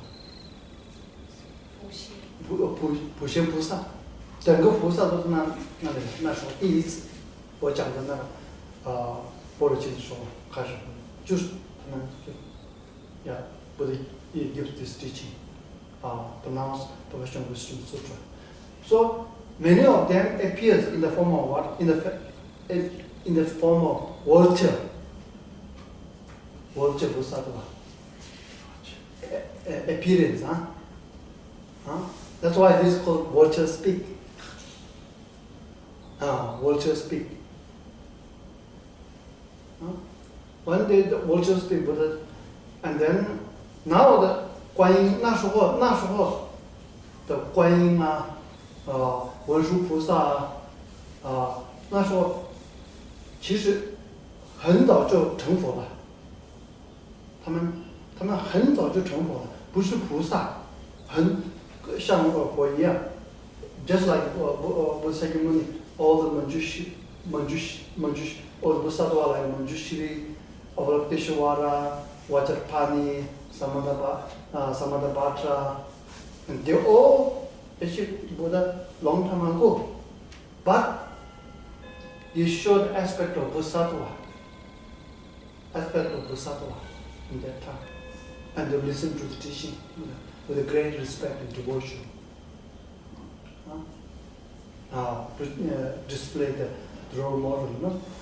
So then, at that time, Buddha gave all the published wisdom sutra, including Heart Sutra. Heart Sutra. In that audience, Ananda was also there, because for the Naga, Sutra, Buddha's attendant, right? So he was there. So then he says, which here, the background is telling we're talking about the common background to the Heart Sutra.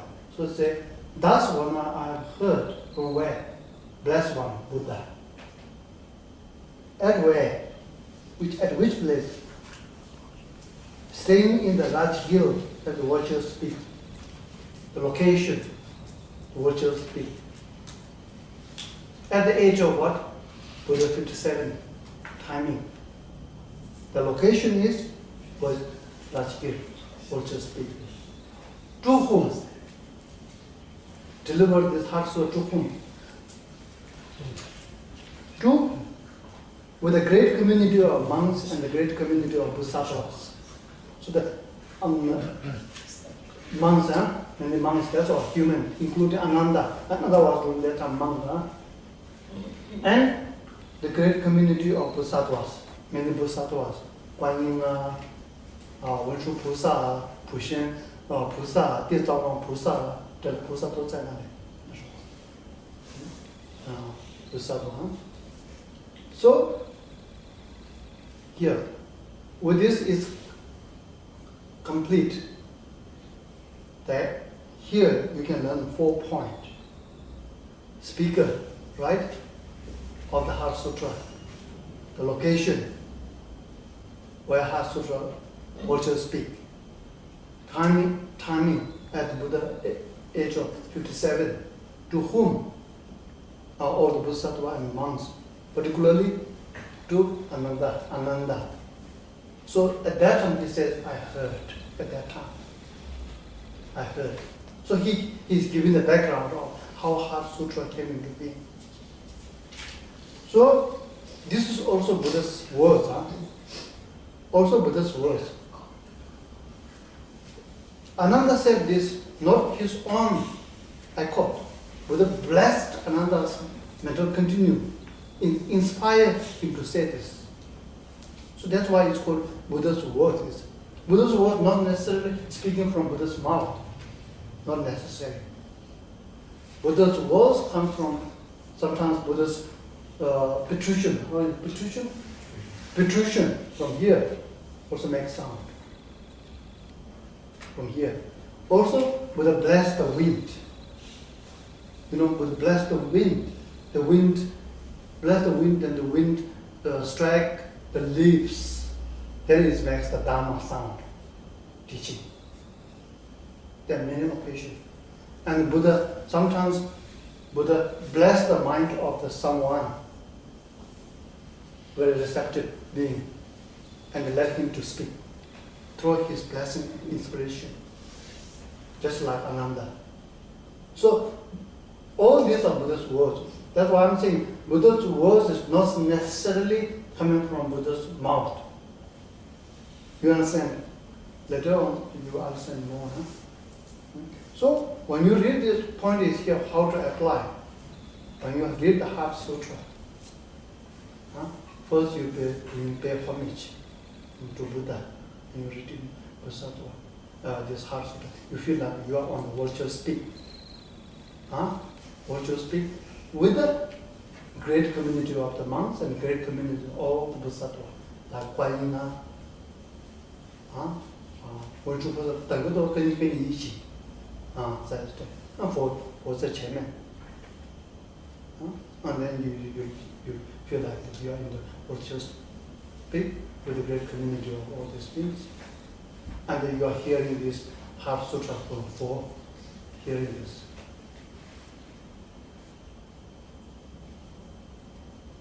So when you think like this, when you recite this, you have to think like this. So you can recall this whole point. Oh, it speaks by Buddha. I'm here at virtual speak. With the community of great monks, many monks and bodhisattvas come here. Then you are meditating. This is the meditation, analytical meditation, very powerful. You see, when you go back to night, you read this, and at this time you do it like this, then it helps.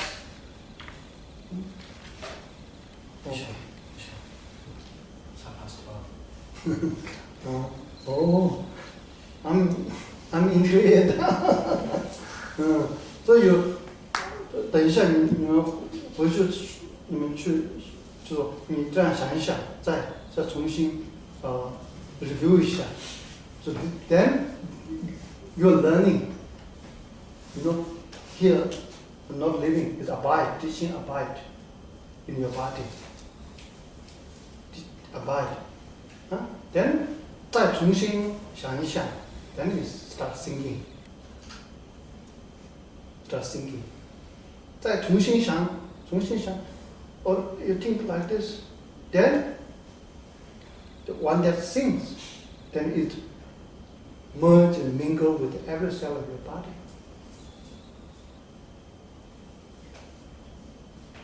So this is called the meditation, analytical meditation.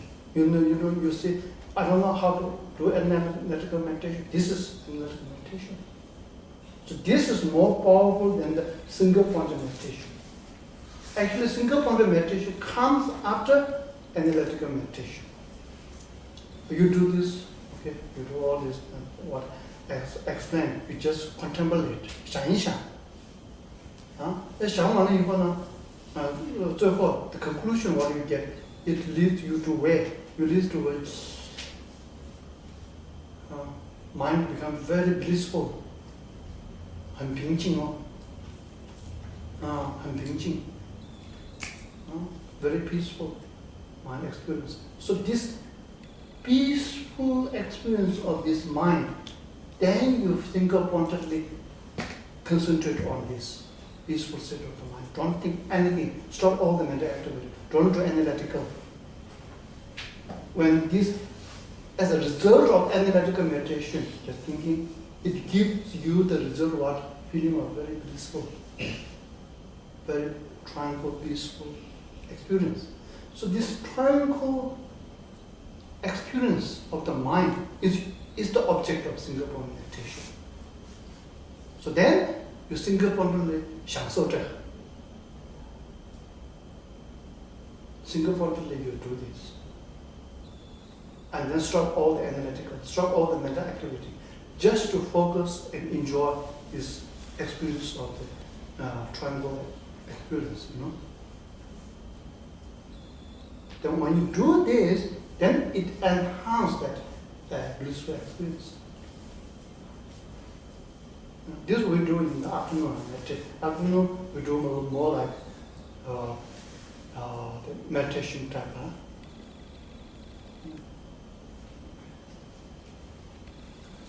Because then we do dedication.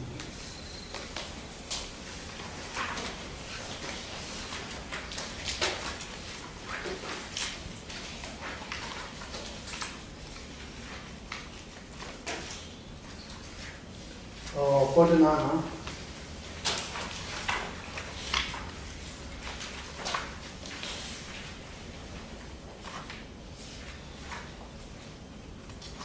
Uh, 中文的心经有这个 background 吗？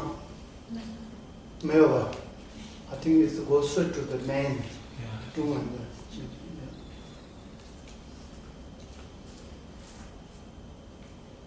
Due to the merit of these virtuous actions, may I quickly attain the state of Guru Buddha and lead all living beings without exception into that enlightened state.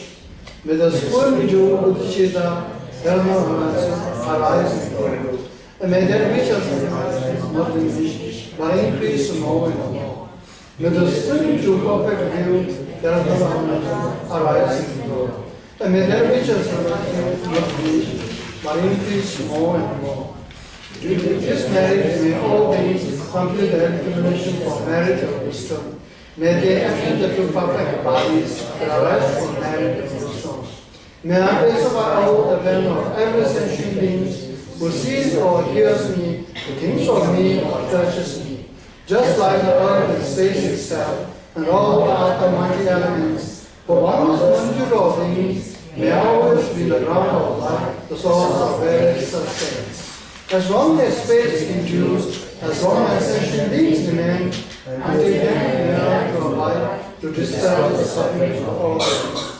And thus, perfect pure compassionate Gurus, I seek your blessing for all coming deaths, obstacles, or suffering from other beings. May without exception abide in right now, and that I may give my happiness and virtues to others, and thereby invest all beings in peace.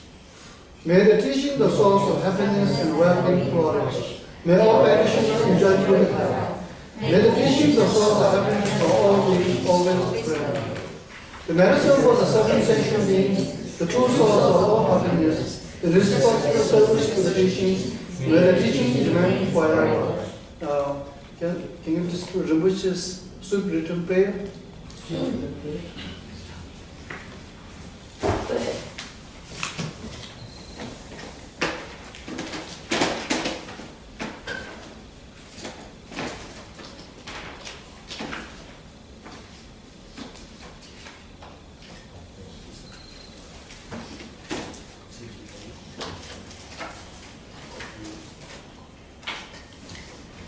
Oh, 有没有？哦，没关系。这下午了，下午要这。好，没这么杯啊，对，我就没这么杯。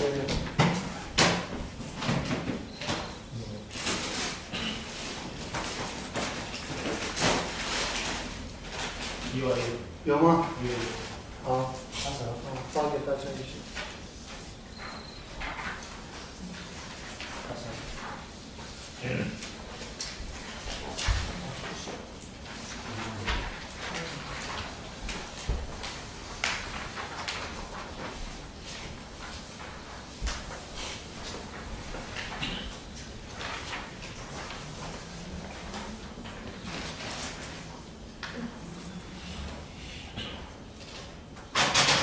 Fearless expounder, the pending of the Shakyas, who guide beings toward teaching dependent knowledge nations, the 17 Penditas, victorious Lawson, and the rest, father and son. Along with the lineage, please bestow the excellent virtue, holder and master of victorious Lawson's teachings, which are entwined and mistaken, pure by the three enlightenments. Fearless, powerful, Jigya virtue, protector of beings. I make request to the incomparable glorious Lama, in this teaching time, when the virtuous teaching are utterly desperate, whether with great courage or many hardships, spreading the precious teaching in all directions, this departure of the Holy One Body proceeds no more. In the midst of this atmosphere of great loss, the teachings and beings, in particular for the inhabitants of Sonoma, please do not waver from your promised matter, the time of the Holy Mind generation, and swiftly return once again as a new emanation of splendor for the teachings and beings. To the blessing of the three jewels, the ocean of lectures, and the power of the truth of the sentient nature of cause and effect, may our ancestors we wish without exception be accomplished each day without obstruction. Let me to my prayer. Thank you.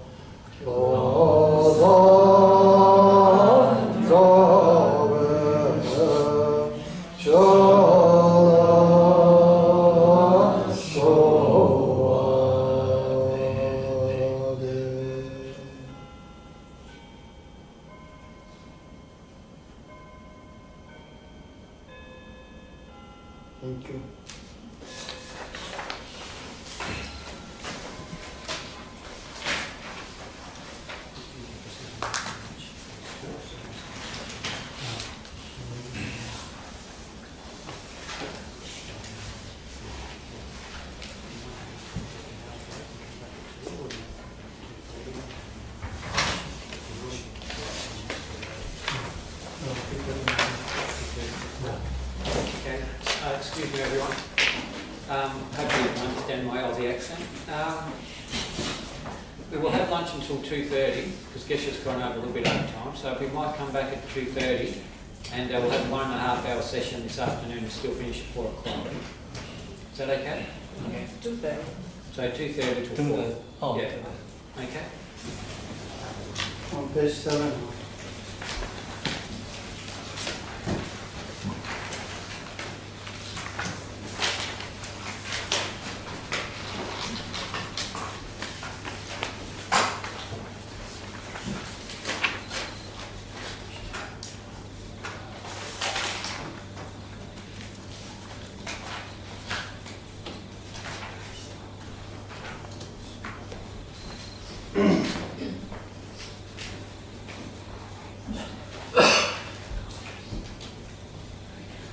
With the wishing prayer, I shall always go for refuge to the Buddha, Dharma, and Sangha until I reach full enlightenment. No.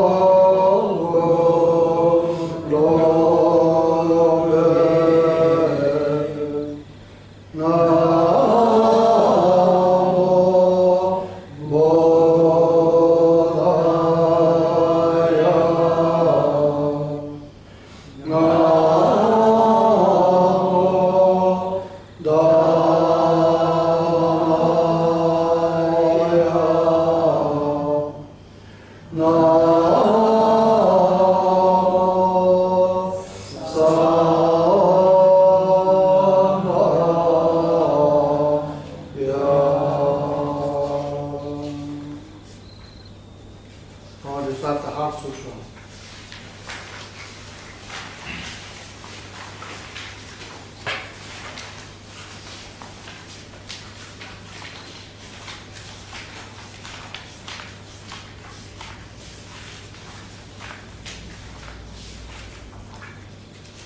I posted to the Arya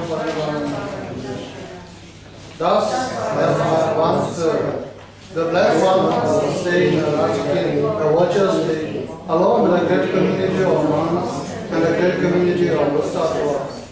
And at that time, the blessed one entered the meditative absorption of various phenomena for the appearance of the profound. At that time as well, Navadvapishwara, the bodhisattva, the great being, clearly details the practice of profound progression of wisdom itself, so that even the far aggregate and empty of inherent existence. We are going through the Buddha's inspiration. The Venerable Geshe Buddha spoke with the Navadvapishwara, the bodhisattva, the great being himself. How should any noble son trained who wishes to practice the profound progression of wisdom? When this has been said, the Navadvapishwara, the bodhisattva, the great being, spoke to the Venerable Geshe Buddha himself.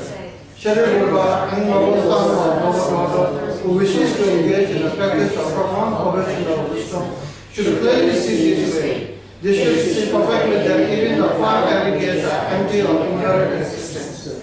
Form is empty, emptiness is form, emptiness is no other than form, form too is no other than emptiness. Likewise, feeling, discrimination, mental formation, consciousness are all empty.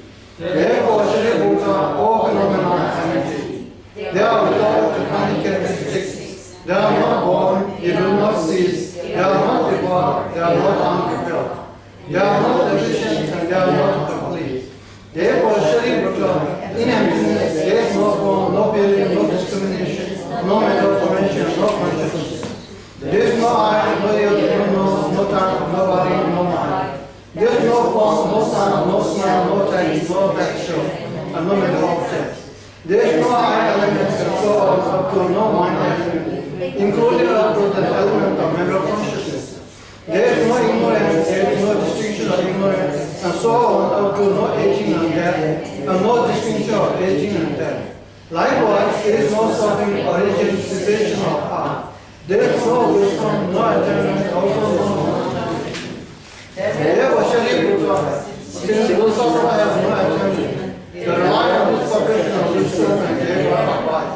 Having no obscuration in their minds, they have no fear, and by going totally beyond error, they will reach the end of nirvana. All Buddhas as well as life in the three times attain the full awakening.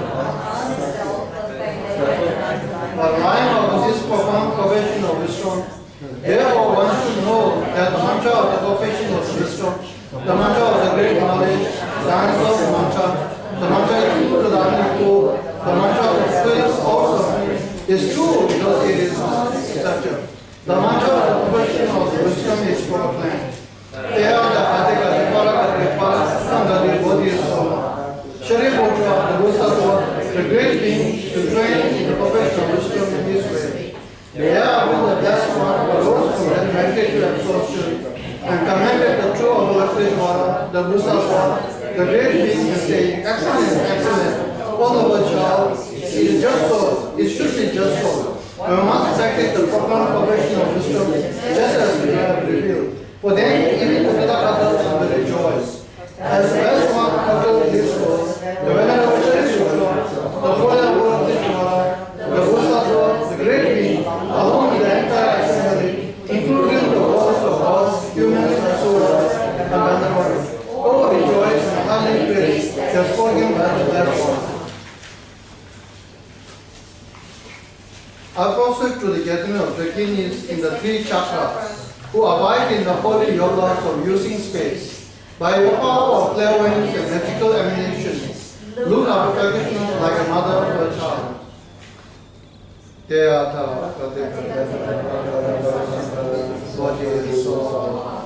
The teaching of the three jewels, possessing the power of the truth, may inner and outer hindrance may they become one with wisdom. May they become best of all. May the negative forces opposed to the Dharma be completely pacified. May the force of the 8,000 obstacles be pacified. May they be separated from all Dharmas and institutions. May we offer all servants to conducive to the Dharma.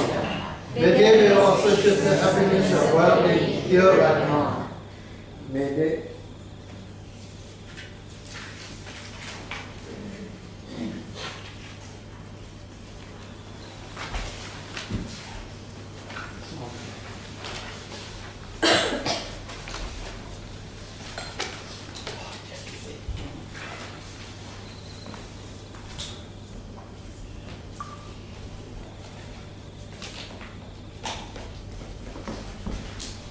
Okay. This morning, after teaching, 比较精彩哦。我也because after it's really when you understand Heart Sutra, it makes everything sense. Oh, everything becomes very clear.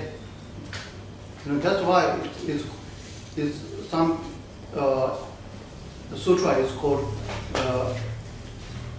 the light of the Buddha. That's why the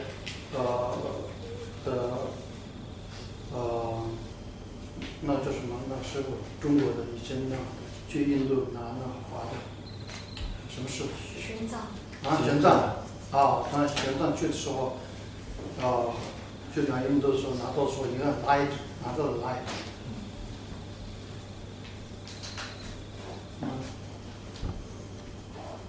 那个 light 真的是 light， 然后这个 light one touch 啊，就拿这个 light， 然后点自己的 light Heart Sutra, practice Heart Sutra, and then you dedicate where you want to go. You know, when you practice Heart, you have the international passport, universal passport.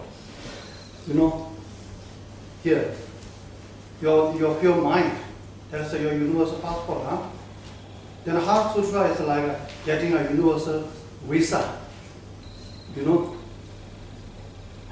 Then you use this visa to go to which Pure Land. It's up to you. It's up to you. So not just one visa to aYdnaDc9sRI Pure Land, huh? Universal visa, huh? So this you can dedicate to everywhere, huh? Not only this will help you to go to the Pure Land, but when you reach to the Pure Land, what do? Reach to the Pure Land, aYdnaDc9sRI Pure Land is not like you don't need to have a difficulty of the born and then get education and then find a job and all this. There's nothing like this, right? So when you born from lotus flower, right? Then what do? You always receive the teaching from Buddha Amitabha with all the beings, right? So what teaching? Buddha Amitabha only teach Heart Sutra. Essence, Heart Sutra. So you practice Heart Sutra. When you practice Heart Sutra, then you go deeper. Part of accumulation, part of preparation, part of seeing, part of meditation, part of normal learning. And then you become Buddha. Pure Land, you do like it. When you go to the Pure Land, same practice. Huh? Which Pure Land you go? So this Heart Sutra path is the path that traveled by all the past Buddha. And present Buddha will also travel this way. Future Buddha also travel on this path. Is there other path? No. Only the path of Heart Sutra. So when you travel through the path of Heart Sutra, what's your transportation? Infrastructure is the 5 path, right? So on this infrastructure, infrastructure, what transportation you take? Practice of 6 perfection, vehicle, 6 perfection you take it. Huh? So this practice of sixth perfection is something that I get it outside. No, you have sixth perfection inside. You have the transportation. You have the vehicle. This sixth perfection you have on the consciousness on your mind. So only here is to know this, to see this, not only see this sixth perfection, no? Not only see, but feel. Not only feel, be it. Be sixth perfection.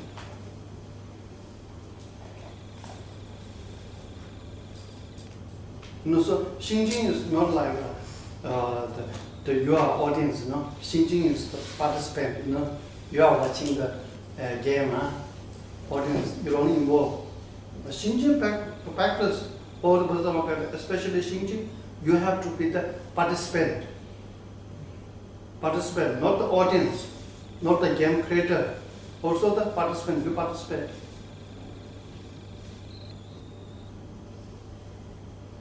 So then,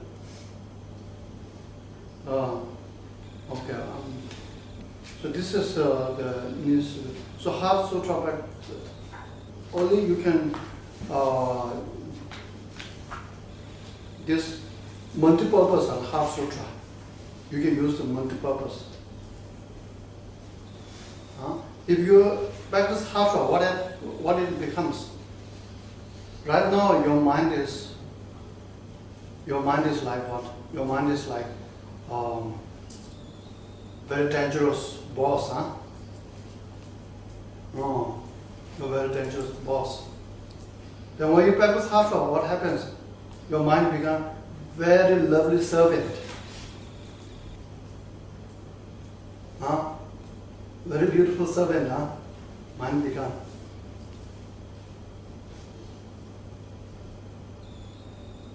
So this is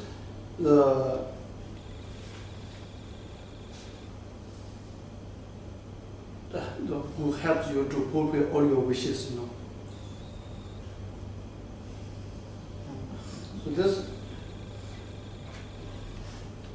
So to practice this, to feel like this, you have to meditate. Meditate. If you don't meditate, then you don't get all this benefit. All this benefit only when you read Heart Sutra, when you're reading it, then you are thinking its meaning. When you're thinking its meaning, that's called meditation. Thinking its meaning. 100% sure when you think its meaning, do like this, you get benefit. Right away, on the spot, you see your mind, how you feel. On the spot, huh? 不要等下辈子哦，不要等明年喽，不要等明天喽 ，benefit。现场上，妈妈咪呀，现场上。So to meditation means here meditation this Heart Sutra meditation. This meditation is analytical meditation. Analytical meditation of Heart Sutra means you're thinking about the meaning of the Heart Sutra. When you read words, then you are thinking its meaning. The thinking of its meaning in your mind is called analytical meditation. Thinking its meaning. In order to think its meaning of the Heart Sutra, first you need to know the meaning. Right? First you need to know the meaning. The meaning of the Heart Sutra consists by 3 parts. First, I explained what's the title, right? Title of the Heart Sutra. Then followed by paying homage, right? And third one, actual the discourse or the teaching of the Heart Sutra. So I explained this morning title, the why title, the title in Sanskrit, or the scripture title in Sanskrit, because it serves 2 purposes, right? I explained. Then while paying homage, all the sutra, after title it comes with the second one is paying homage. The translator pay homage to particular Buddha or Bodhisattva. Why he do that? Because he wants to his transcription, whatever he do, to be no real obstacle, smoothly, very successful, and not only successful, and this become very beneficial in the future. So for that purpose, all the great translators, they pay homage before they translated actual text from the Sanskrit into Tibetan. They pay homage. So from this we can learn whatever project we do in our life in relation with your own business, relationship, job, or relation with your kids or your dear and near one. Before you do, you pay homage to Buddha and Bodhisattva. You pay homage. So if you pay homage to Buddha and Bodhisattva, here, in addition to it, you seeing your Guru as a Buddha and Bodhisattva and pay homage to Guru. Seeing him is the old Buddha and Bodhisattva, and you pay homage to him at your heart. Oh, I'm going to do this project. I'm paying homage to you.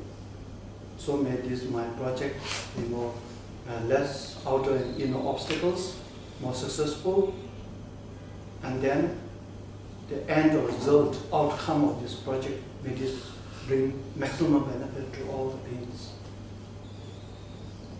So if you do with this paying homage to the Buddha Bodhisattva, here particular Guru, then your project will be successful. Not only successful, but bring benefit to many beings. That makes huge difference, huh? So people will bring the maximum. Some people bring maximum benefit to society and the community.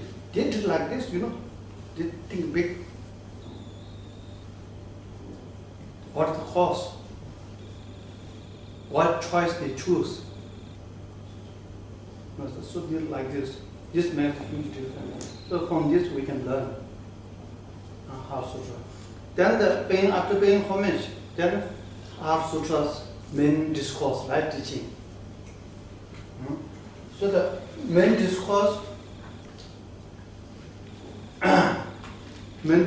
then start from where? So Heart Sutra you read. The title is Arya Bhagavadeva Vachaparamedha Sutra. Then the second one,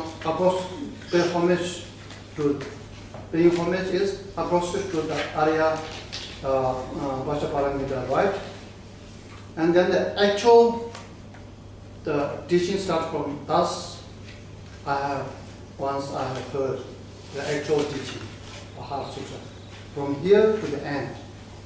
The actual teaching of the Heart Sutra then consists by what? Two.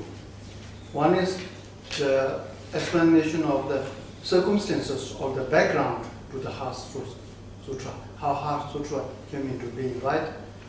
And the actual discourse of Heart Sutra. The background history or background to the Heart Sutra has two. Common background to the Heart Sutra and uncommon background to the Heart Sutra. So common background to the Heart Sutra comes from where? From which part to which? From this. Thus, I have once heard, right? Thus, I have once heard. The Blessed One was staying in large scale at Vulture's Peak along with a great community of monks and the great community of Bodhisattva. That is the common historical background to the Heart Sutra. So what it tells, what this background tells, this verse tells, it tells four things, right? 4 points. Who is the speaker of the Heart Sutra? speaker of the Heart Sutra from here will learn the blessed one, the blessed one. The blessed one is the name of the Buddha, is the Buddha. Actually, what is the blessed one? What do you understand the blessed one? In Tibetan it's called Chomden-de. Buddha's another name, Chomden-de. Chomden-de. Why Buddha has different name? Because Buddha has many qualities. So each name carries the, actually in Tibetan, each name, when you understand this, when you follow different name, you understand different quality of Buddha. So blessed one, they translated into English from Tibetan. Chomden, actually Chomden means it explains the two major qualities of the Buddha. Chom means destroy. Destroy. Chom means destroy. Destroy what? Buddha destroyed 4 maras. 4 maras. Huh? Destroyed 4 maras. 4 mara of what? Mara of sickness. Buddha destroyed mara of sickness. The mara of dying. So Buddha achieved deathless. So here, then the mara of the delusion. A mara of delusion. So this chom means destroy all these 4 maras. So Buddha's mind destroyed all the 4 maras. Then means possess. Possess what? Buddha possessed omniscient mind. Buddha possessed what? Buddha possessed unconditional love and compassion. Buddha possessed what? Buddha compared to wisdom. Because Buddha reached to the peak of the consciousness, Mount Everest consciousness. So Buddha sees everything. You cannot hide from Buddha. Says everything. That is the called name of the Chomden. Actually, they translate blessed one. There's no English equivalent term, so we use the blessed one. Actually, this shows the true names, okay? Chomden. So the speaker is Heart Sutra, shows that blessed one. When you read, it's okay, blessed one, Then, at what time? Thus, once I have heard, at that time you have to think that, what do you think when you read this? Then you have to recall how Buddha teach this Paschaparamita Heart Sutra at the age of 57. That timing, you have to think, timing. At the age of 57, he taught this. To which place? Vulture's place. Mountain. You know, Vulture's mountain. So at that time, Vulture's place. And to whom Buddha delivered this Heart Sutra? In the great community of the monks. Together with what? Ananda, Buddha's attendant. Siddha, Heart Siddha. That's what. Thus have I once heard. You meant, when you say I, you meant immediately recall Ananda. In your mind, you recall Ananda. And then what you speak, with all the community of the nuns and the monks and all the Bodhisattva. You have to think all the Bodhisattva. 包括观音、文殊菩萨、普贤菩萨 and everything we are together with great community of Bodhisattva. So with this, then you see it's completed the explanation of the common background to the Heart Sutra. You know, so okay, I'm going to we all together do meditation on this, huh? And the next one, I further go a little bit further, huh? What's that one? 5 past 3. Huh? 5 past 3. Oh, 5 past 3. Very wide gate. Yes. So then, here, then uncommon background to the Heart Sutra. Common background means this. Common means this background of Heart Sutra, how it came into being. Everybody knows it. That time, you know, that time Buddha, the old people can see. So uncommon at that time. So after this, then what comes? Explanation of the common background to the Heart Sutra. Then comes the explanation of uncommon background to the Heart Sutra. This from where to where, Heart Sutra. Then you see, huh? And at that time, the Blessed One entered. You see, at that time, the Blessed One entered the meditative absorption of the various phenomena called the appearance of the profound. At that time as well, the noble Avalokiteshvara, the Bodhisattva, the great being, clearly beheld the practice of profound progression of wisdom itself, so that even the 5 aggregate are empty of inherent existent.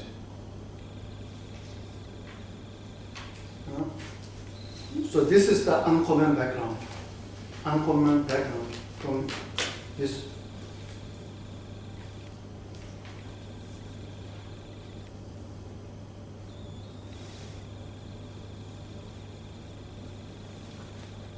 So here, uncommon background, what is explained. At that time, the Blessed One, so it's also the same thing, huh? Timing. When the timing what Buddha at the age of Buddha 57, when he delivered this Heart Sutra, while Ananda hear it, at the same time, Bodhisattva, right? Many Bodhisattvas here together. That time, the Avalokiteshvara, special Bodhisattva, Avalokiteshvara is also in the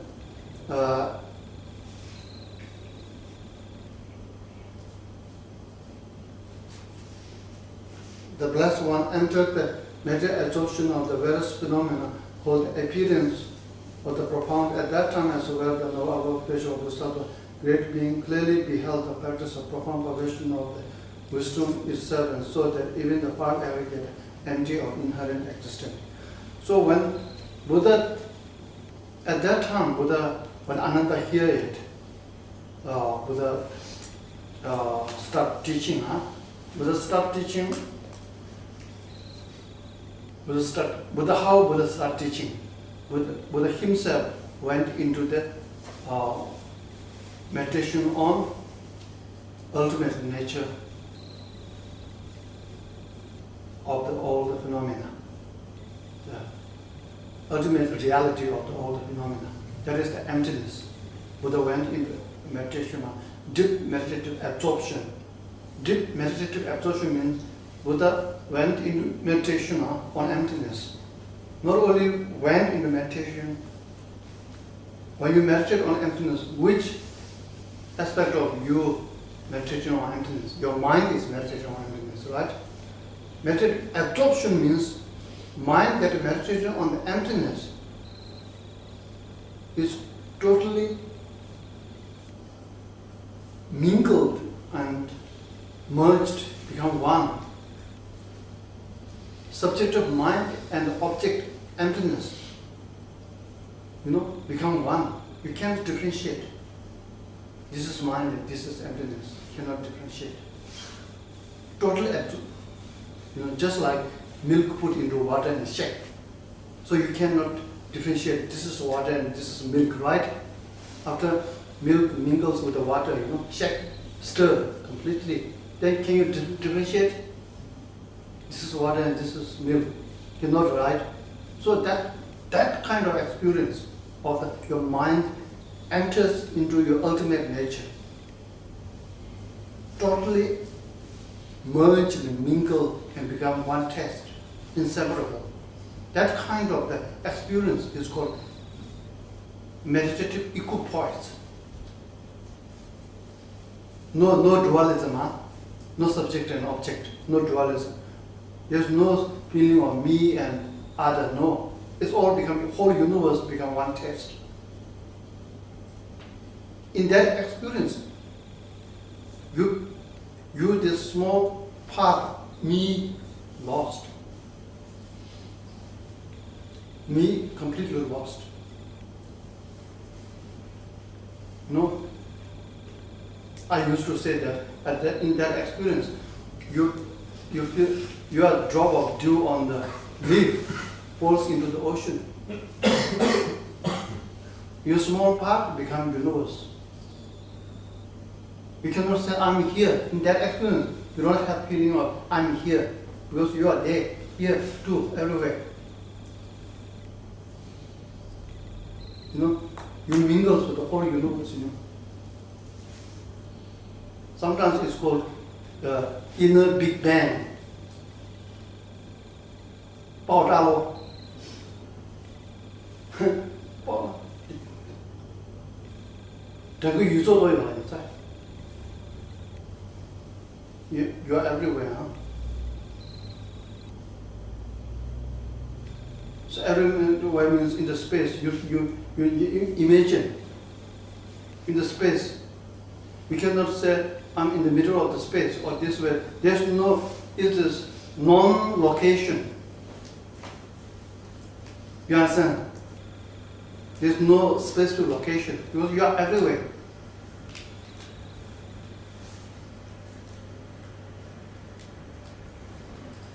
And then, why it says emptiness? Emptiness means in that experience of space, you know, free from all all the boundaries. No limitation, you know. It's free from. It's open to all the directions, four directions. Open.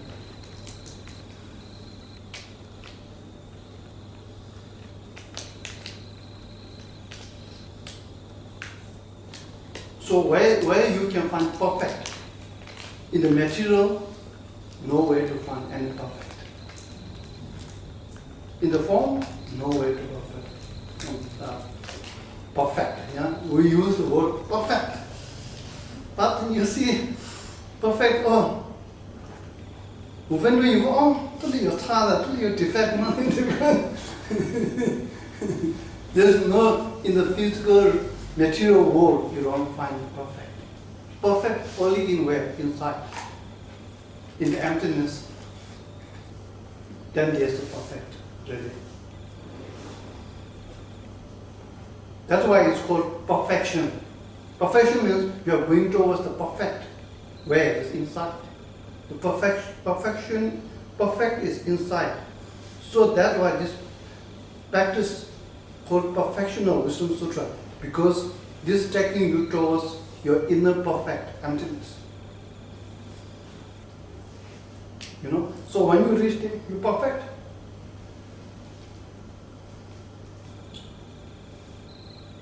So you don't need to add anything or you don't need to remove anything. Everything is there. That's why they call it Dzogchen, you know. The Nyingma, what they call Dzogchen, you know. Dzogchen means great completion, right? Great completion means what does it mean? When you experience your inner perfect experience, then you feel like I don't need to remove anything. I don't need to remove anything. I don't need to add anything. I have a complete experience. You know? So that kind of experience you really have, that's called meditative equipoise. So Buddha, at that time, Heart Sutra Buddha is in that experience, meditative equipoise, absorption, it's called absorption, it's totally absorbed. So when this meditative absorption, Buddha, wow, then Buddha's,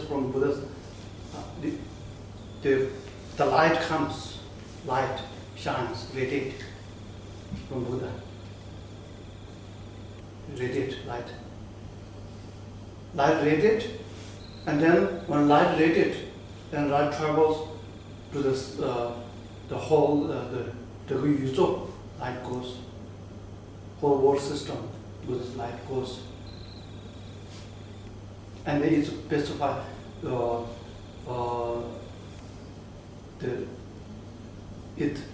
it's also torched to the light of the many sentient beings whom Buddha have a connection. Also torched, their light, lit up their light. Huh? So it illuminates the entire universe. But this, during that time, other people cannot see this, Buddha's teaching. They don't see this. But only the high level of Bodhisattva they can see. It's their own uncommon experience, uncommon perception, uncommon view. That's why it's called uncommon background knowledge to the Heart Sutra. Do you understand? Other people cannot see. So only the Bodhisattva of high, like this aYdnaDc9sRI, 文殊菩萨、地藏王菩萨，他们看懂佛讲那个心经时候，他打坐，so that's why it's called uncommon background. So when Buddha went into meditation, then how Buddha speak Heart Sutra? How come Buddha is not the speaker of the Heart Sutra? He went into meditation. No. Buddha went into meditation. Through the course of meditation, Buddha blessed the mind of the Shariputra and aYdnaDc9sRI.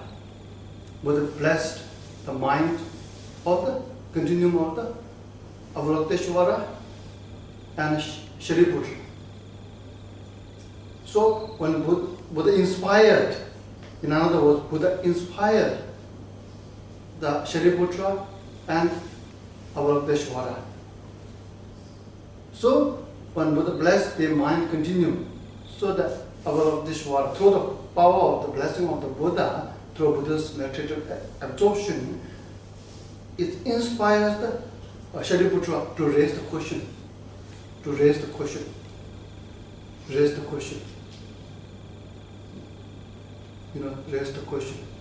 And then it inspires raise the question to whom? Raise the question to aYdnaDc9sRI.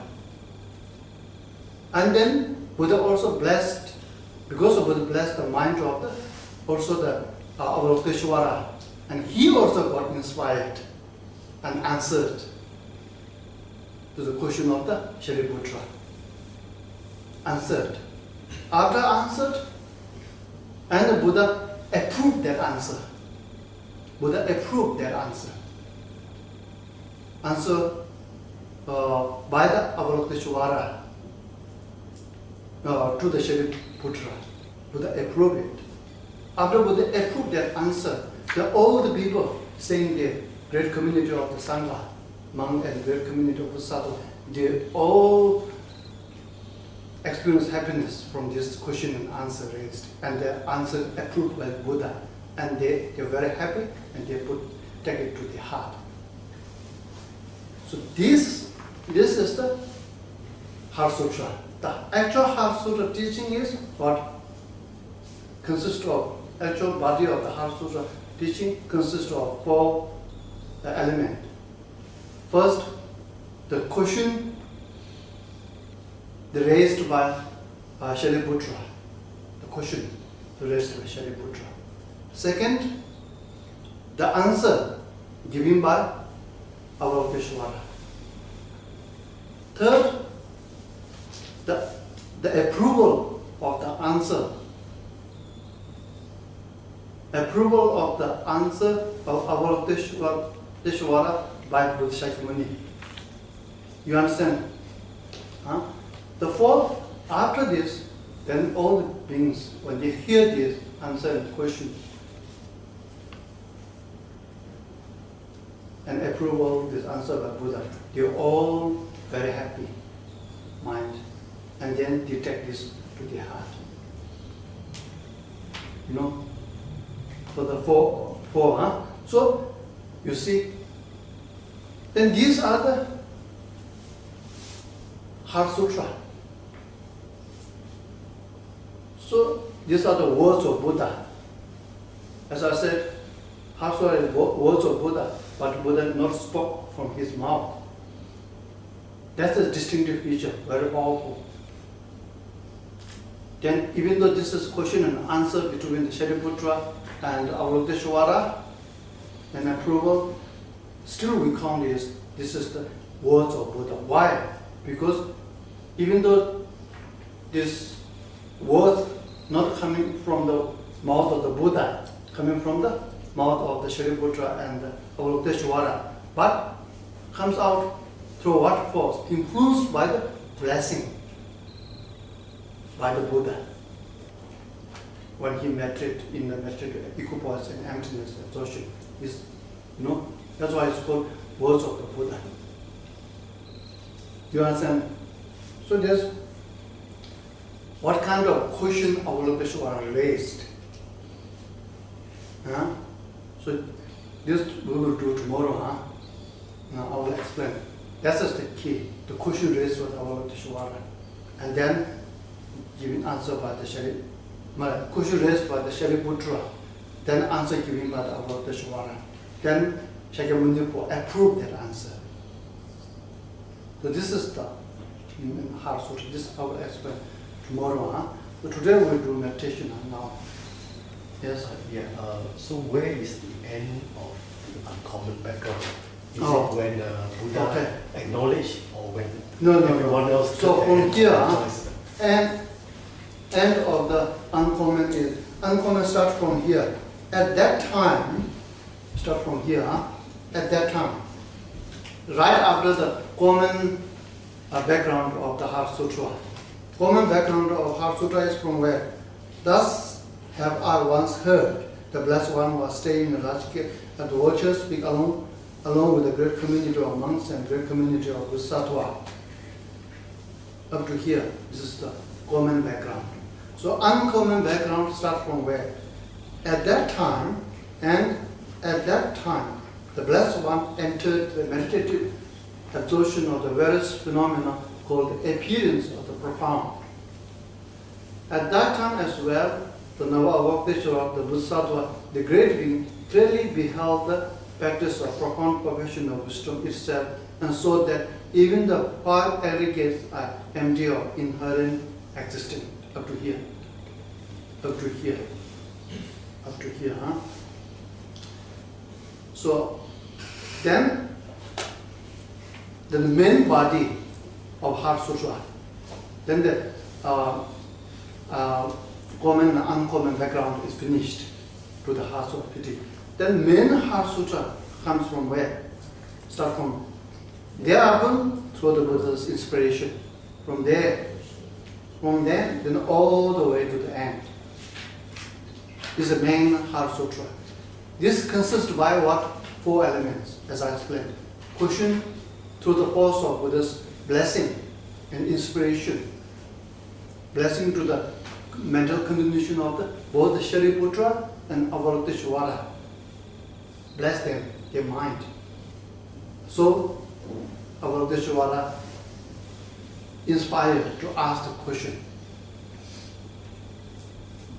Shariputra asked the question, to whom? To aYdnaDc9sRI. So aYdnaDc9sRI mind also blessed by Buddha, so inspired to give the answer to the Shariputra. When giving the answer to the Shariputra giving, then Buddha approved it. Well said, well done. I will explain here tomorrow. Approved it. While Buddha approved that answer given with the aYdnaDc9sRI, then everybody, all beings, great community of the monks, great community of all the Bodhisattva, they all felt very happy.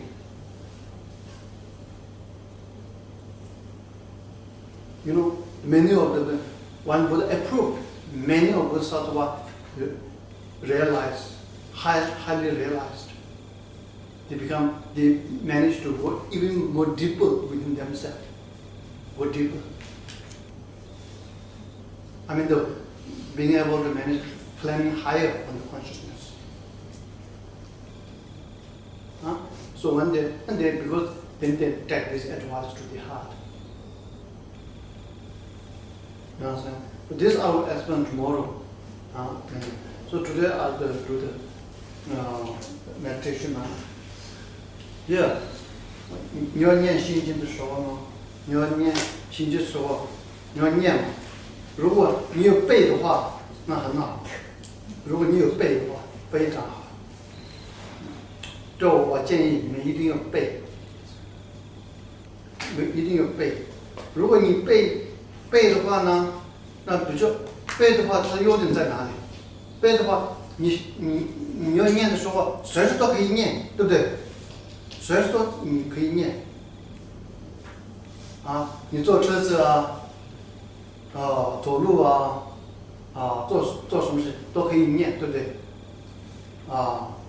然后呢，有点是，然后你可以观思维，你可以做那个 aYdnaDc9sRI meditation， 念的时候了解它的那个想它的意思，你不只是嘴巴念而已，你的心有打坐，可以打坐，这是这个意思。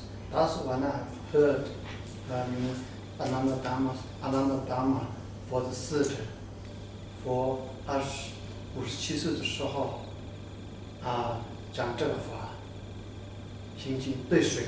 对 Great Community of Bodhisattva这样，你这样想的时候呢，这就是打坐，这就是静坐了 meditation。所以你这样想的时候，你看你的心情怎么样子？very enlightening， 你要这样想说，这样听懂吗？所以要背的话呢，你念一次心经的话，你得到利益是什么？你念所有的佛的经典利益，你得到。because 为什么呢？它是所有的经典的什么精华嘛 ，quintessential， 对不对 ？essence of this teaching， so you get this。所以说 ，and if you recite it's okay. English or Chinese is okay. to 背的话比较好。然后 OK， 所以我们要打坐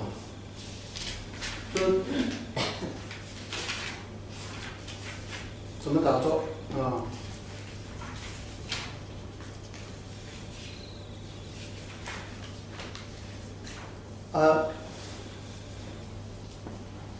你打坐在这里打坐比较more analytical meditation analytical meditation you have to think that you are on the vulture's peak where Buddha give the Vipassana Wisdom Sutra, Heart Sutra, where Buddha first spoke, delivered his Heart Sutra. You feel like you are on vulture's peak, and then you are surrounded by all the great community of the monks and nuns, and then also great community of the Bodhisattva 都在无量菩萨都在跟你一起在vulture's peak跟你一起包括什么观音菩萨你的旁边的观音菩萨文殊菩萨你的左边咯观音菩萨你的右边咯然后普贤菩萨所有的菩萨都在你一起一起，然后你观想一起你们都在，无量的，啊，然后释迦牟尼佛在你的前面，啊，释迦牟尼佛，我不要关心，释迦牟尼佛安住在莲花上，不要观想 ，don't need to visualize throne, just Buddha Shakyamuni is sitting on the beautiful lotus flower, and he went into meditative equipoise.他在禅修当中静坐当中 ，in a meditative absorption, on what? On the light, emptiness, ultimate reality of the phenomena.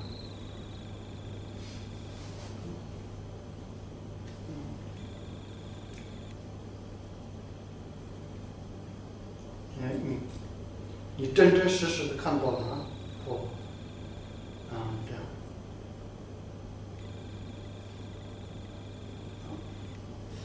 然后 and if inside of Buddha's beautiful body, then you see the light shining on the Buddha.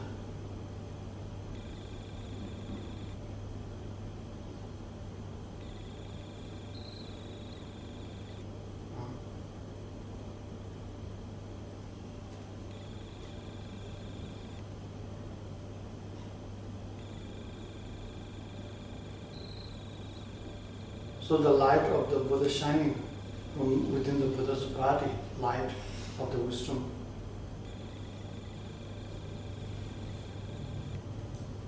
Then reach to the entire universe.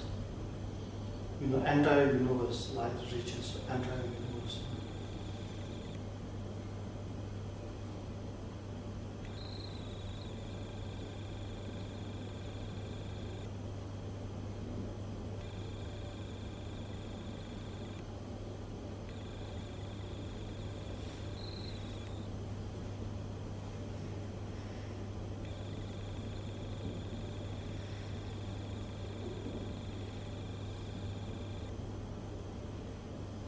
And they illuminate all the universe, entire universe, illuminate,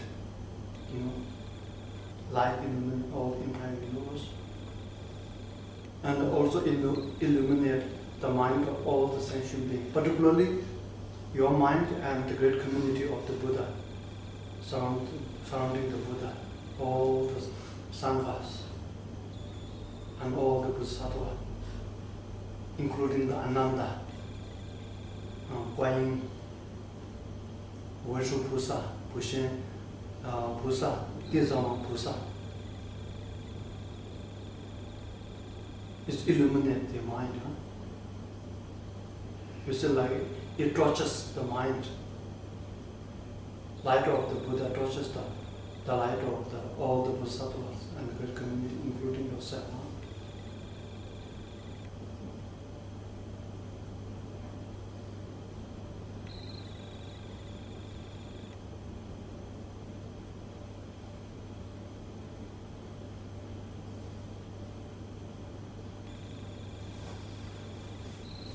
This was happening when delivering this circumstances was happening when Buddha was age 57. You have to think in your mind.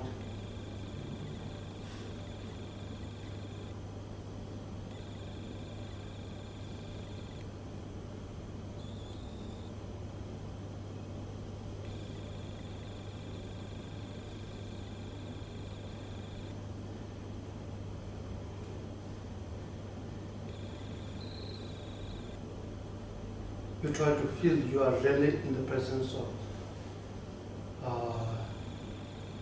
under the four conditions, the speaker, the Buddha that you see in front of yourself, the blessed one, at the time of Buddha, age 57, on the place called the Vulture's Peak.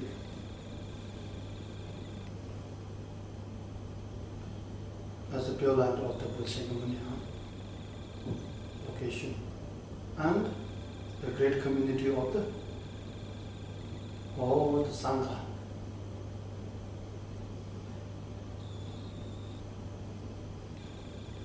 And all the great community, all the Bodhisattva, you feel that.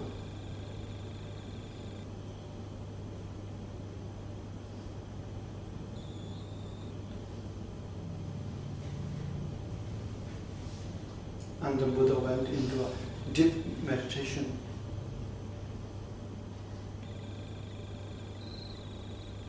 As Buddha went into a deep meditation,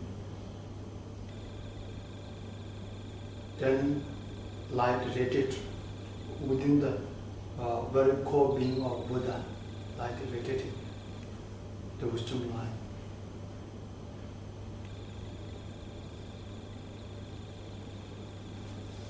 The light of the wisdom realizing ultimate nature of the phenomena.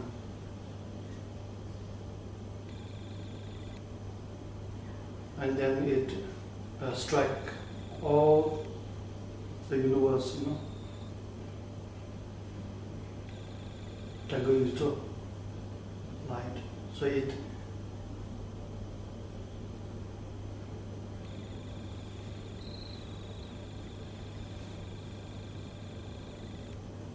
illuminate entire universe, become so bright, crystal clear, all the universe become crystal clear in the light of the Buddha. No obscuration, no cloud.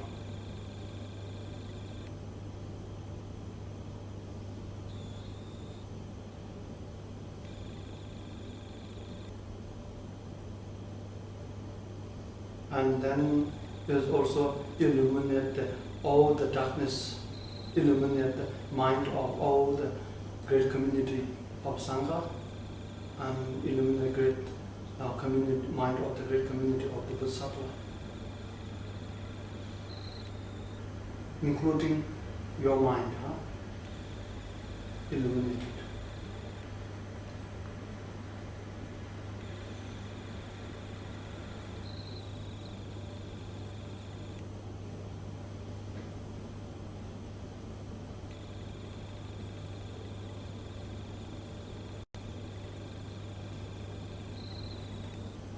Then you feel like this. As at that time, then Buddha's light bless the mind stream of all the community, all the audience. Particularly, you feel like this great light of the Buddha's meditation, bless the mind stream, particularly bless the mind stream of the Shariputra. Light goes to the mind of the Shariputra and Avalokiteshvara particularly. And Shariputra's mind inspired by the Buddha's light. And then you feel like Shariputra asked a question. Shariputra asked a question to Avalokiteshvara, which is next to you. What question arises? How to practice the Bodhisattva, or any kind of Bodhisattva, how to practice the perfection of Wisdom Sutra. This question raised by the Shariputra to the Avalokiteshvara. You think, you think in your mind, you think this, what I'm saying, And then Buddha also, since Buddha particularly blessed the mind stream of the Avalokiteshvara. Avalokiteshvara mind also inspired greatly. And then he answered.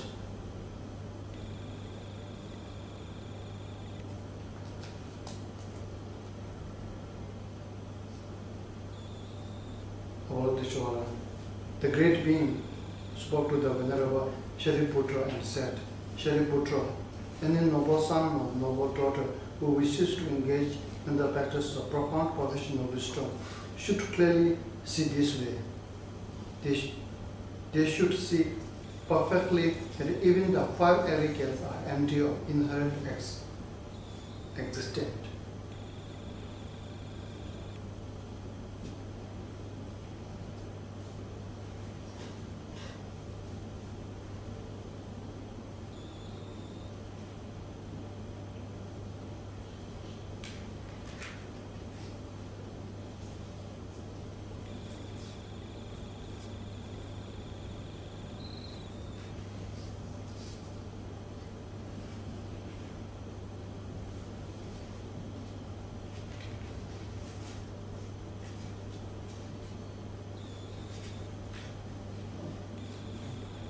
So you do this meditation, this kind of meditation you do. You read it, if you already memorize, it's okay, and you can do it according to this, as I explained.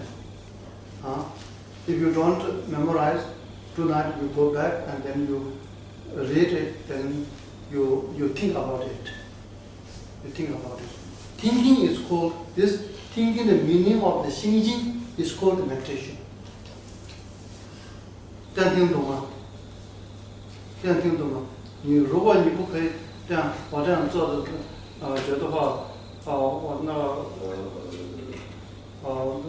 我先生呢，我老婆不是学佛的，她不让我做这样子，我不用担心，you have the, your mind cannot be bound by anyone， 你有自由，you can't read your mind。 Right? So Buddhism is very flexible. So it's okay. You can lie down. You can lie down happily. Also coffee 也没关系呢。But your mind thinking meaning of the Xingjing, that's meditation. That's meditation. That's meditation. That's really the raw material, not artificial or not cosmetic, it's raw material. 这样想的话，我可以100%确定你会有 experience， 一定会有 experience。那你会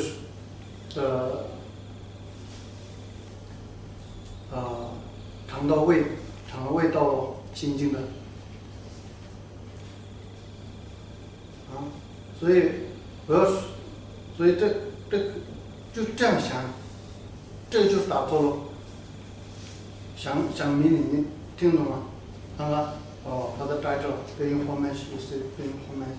Then that's once I've heard, then you are with this for circumstances happened. And as I explained, according to this, you think like this.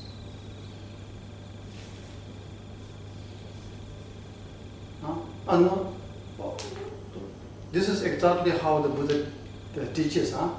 What do you think if you in front of, just now in front of you, Shakyamuni for Shenxian, Buddha appeared in front of you. What do you think Buddha will do?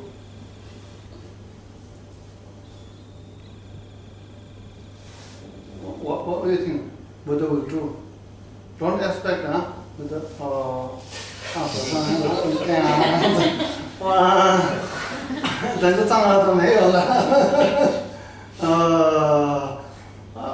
我变得对对，那没有障碍，什么都很顺，我很开心，没有这样子，历史上没有发生过这样多。Buddha never do like this. What does Buddha do? Yes. Buddha never. If Buddha can do like this, Buddha has done for us long time ago. Because he has great compassion, great love. If he can do like this, it's already done. So what Buddha will do? Buddha cannot work for you. You have to walk on your own path. You have to walk on your own path. Buddha never walk for you. But Buddha will walk along with you. You understand? Buddha can walk along with you, assist with you, come to you, but never walk for you. So what is Buddha? For example, you practice Xingjing, Buddha do the same thing. In front of you, then Buddha says in a meditative absorption,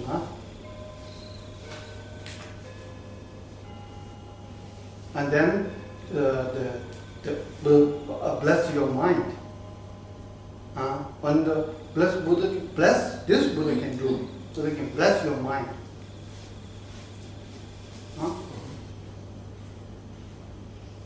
Buddha as a condition, not the actual act as a condition to ripen your mind, ripen your mind. Up to you. So that's a, so one Buddha, then Buddha start teaching Heart Sutra. Buddha teach you Heart Sutra. And then when Buddha teach you Heart Sutra, then you your Jingzolo as he teach. Then you your Jingzolo. Buddha just prescribe the medicine of the Heart Sutra, and then you have to take this medication.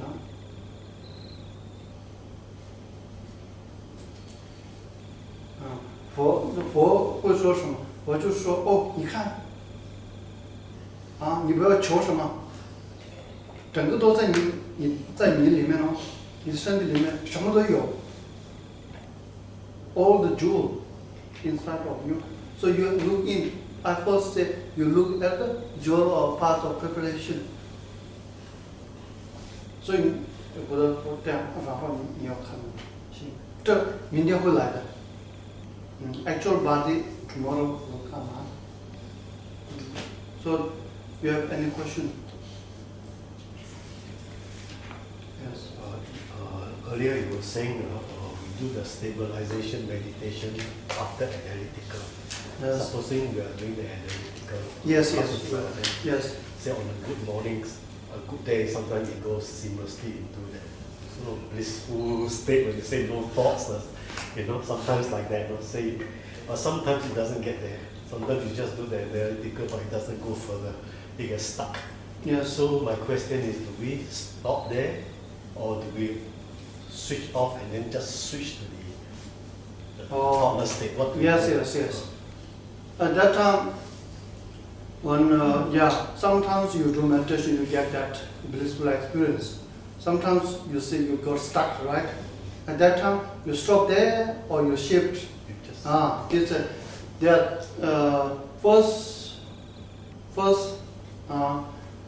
First you when you got stuck, first thing you do is stuck is your mind got stuck, right? So this you just don't say this stuff is bad. Never say this. This is bad. No say this. You don't say condemn it. Don't criminalize it. Don't reject it. Don't try to suppress it. Instead, you just look at it. Stuck mind. Look at it. You say you got stuck, So you don't get anyway. So which one is this? You look in this 障碍，你看一下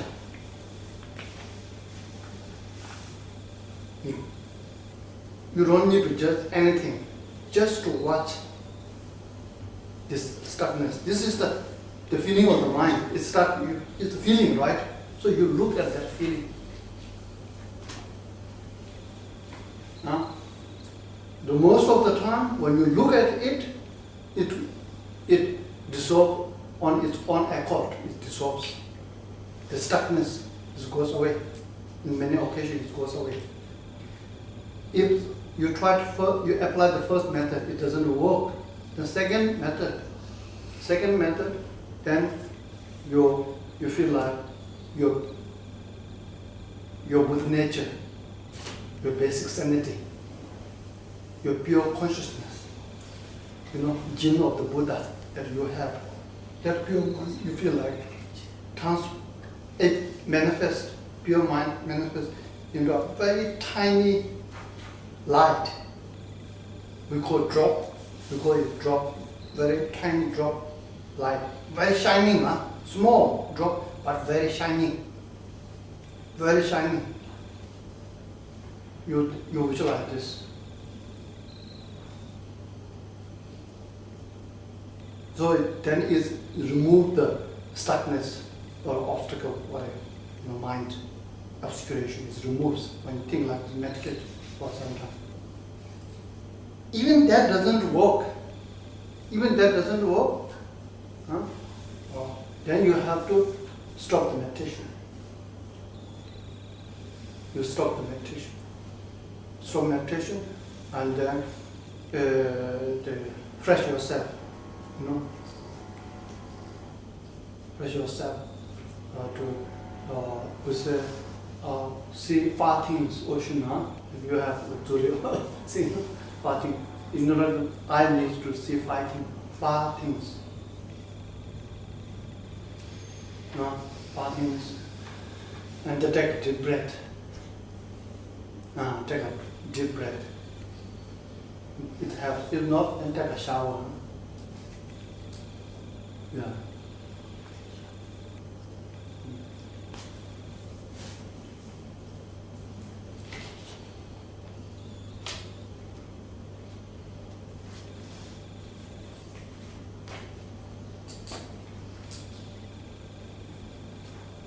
Any special meditation to clear the mind?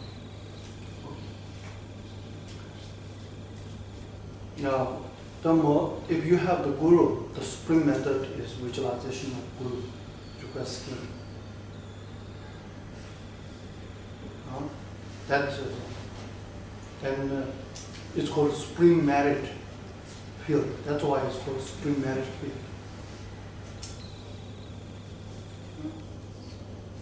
So when you have this, then you visualize your pure mind in the form of Guru, your Guru here, Guru here. Then you recite Nittama. Focusing Guru, that is Nittama. And Nittama 4 lines, right? So when you recite first line, you say Guru. Guru, you are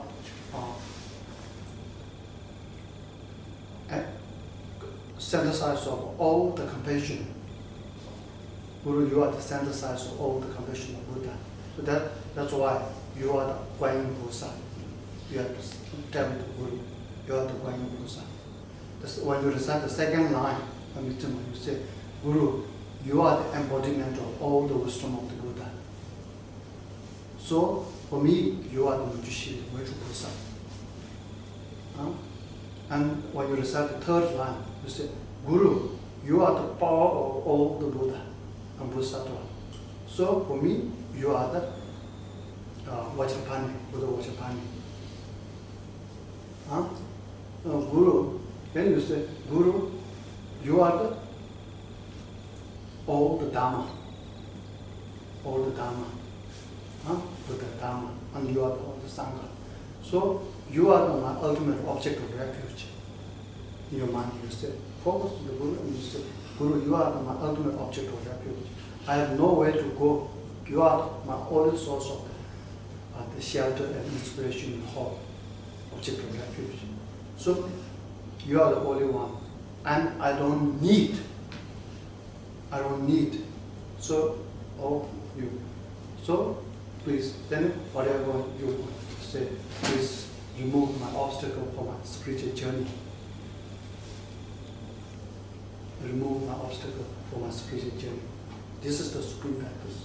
If you have the Guru, then you don't need to do other method apply. You just apply this Guru Yoga practice in conjunction with the Nittama prayer.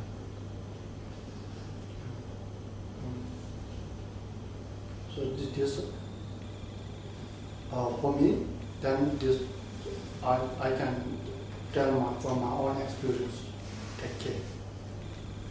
All the obstacles, any obstacles.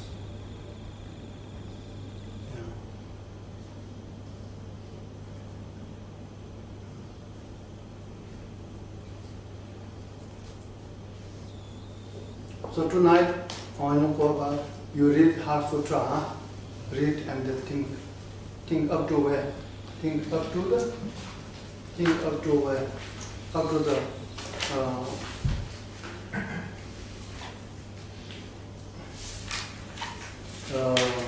apostle, you read and think apostle to the Arya Vajraparamita.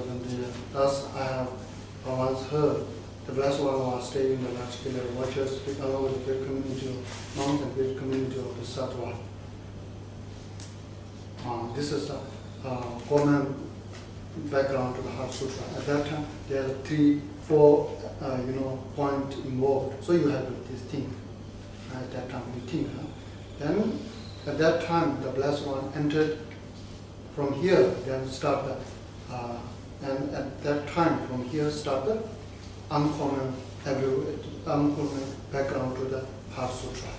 The Blessed One entered the meditative equipoise of various phenomena called appearance of the profound. So this time you have to think that I explained, I talked a lot, right? So your Big Bang happened and subject and object meld. This what I explained, that you have to think of this point as much as your mind can remember when you think in this. And that time as well, the Avalokiteshvara, the Busabha, great being, clearly beheld the practice of profound perfection of wisdom. This, so that even the five aggregates are empty of inherent existence. Up to here, you to think and as much as you can recall that I explained. From tomorrow I explain this. Try to. What aggregates of empty inherent existence? Yes. This is the uncommon ground, right? Yes, uncommon aggregated, uncommon background to the Heart Sutra. Up to here, inherent existence. And tomorrow, then I'll go from there on the Buddha's inspiration.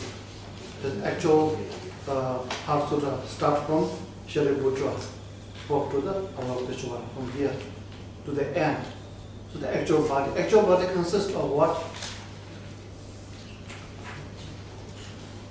Actual body of the Heart Sutra is what?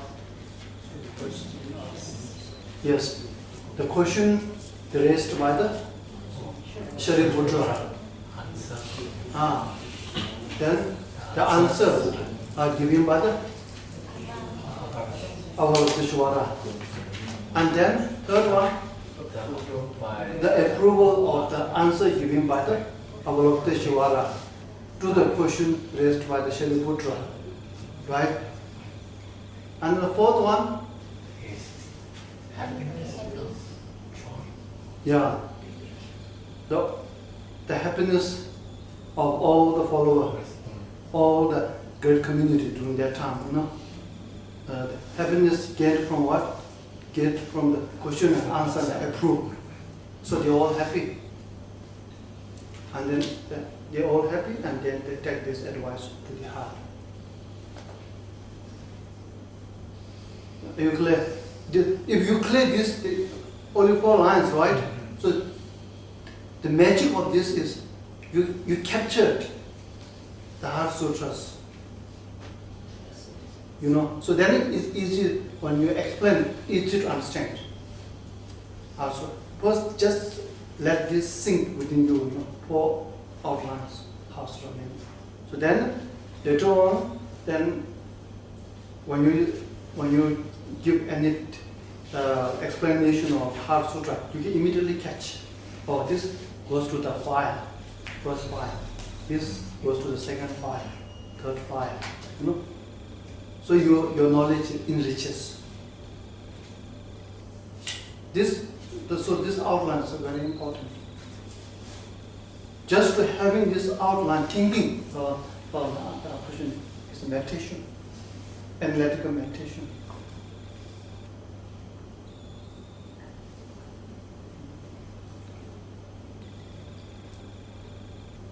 Yeah. So we stop here.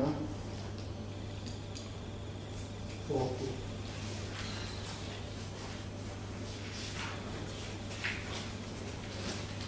So we'll do the dedication now.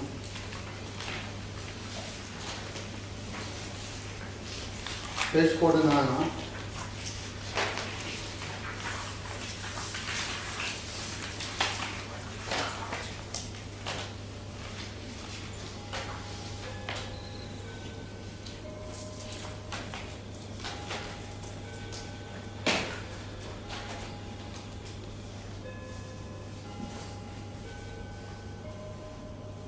I also from my personal experience, I also like this Heart Sutra very much. Even I'm, 10 years old. At the first, the scripture that I have encountered in my life is the Heart Sutra. You know, I like this. At that time, I don't know the meaning, but I saw this. Later on, you will see it remove all obstacles and all this. So when I was young, I'm pretty naughty, you know. So I go to see movie and go. Then when I come back, without father's permission, I go. Now I come back, then很紧张father 会骂打我所以开始念recite, you know, as a kid you recite, you know, 2-3 times. Only remember when after movie finish go home. Remember this. So I recite this, and so it works. You know, many times it works, but sometimes it doesn't work. And then when I study, after become monk, I study, and that's Heart Sutra is my favorite subject in my curriculum. You know, study is because this talks about actually when you understand the Heart Sutra, then, as I said, you understand the quintessential of all the Buddha Dharma. Then you understand what you call the master key. When you understand the Heart Sutra, you call the master key. You unlock all the doors. For impermanent, teaching on impermanent is you just got one key. Talking about samsara, this meditation, only one key. Meditation of only one key. Precious human rebirth, only one key. Meditation of dual interdependent arising, one key. You know, meditation of professional generosity, one key. But meditation of Heart Sutra is master key.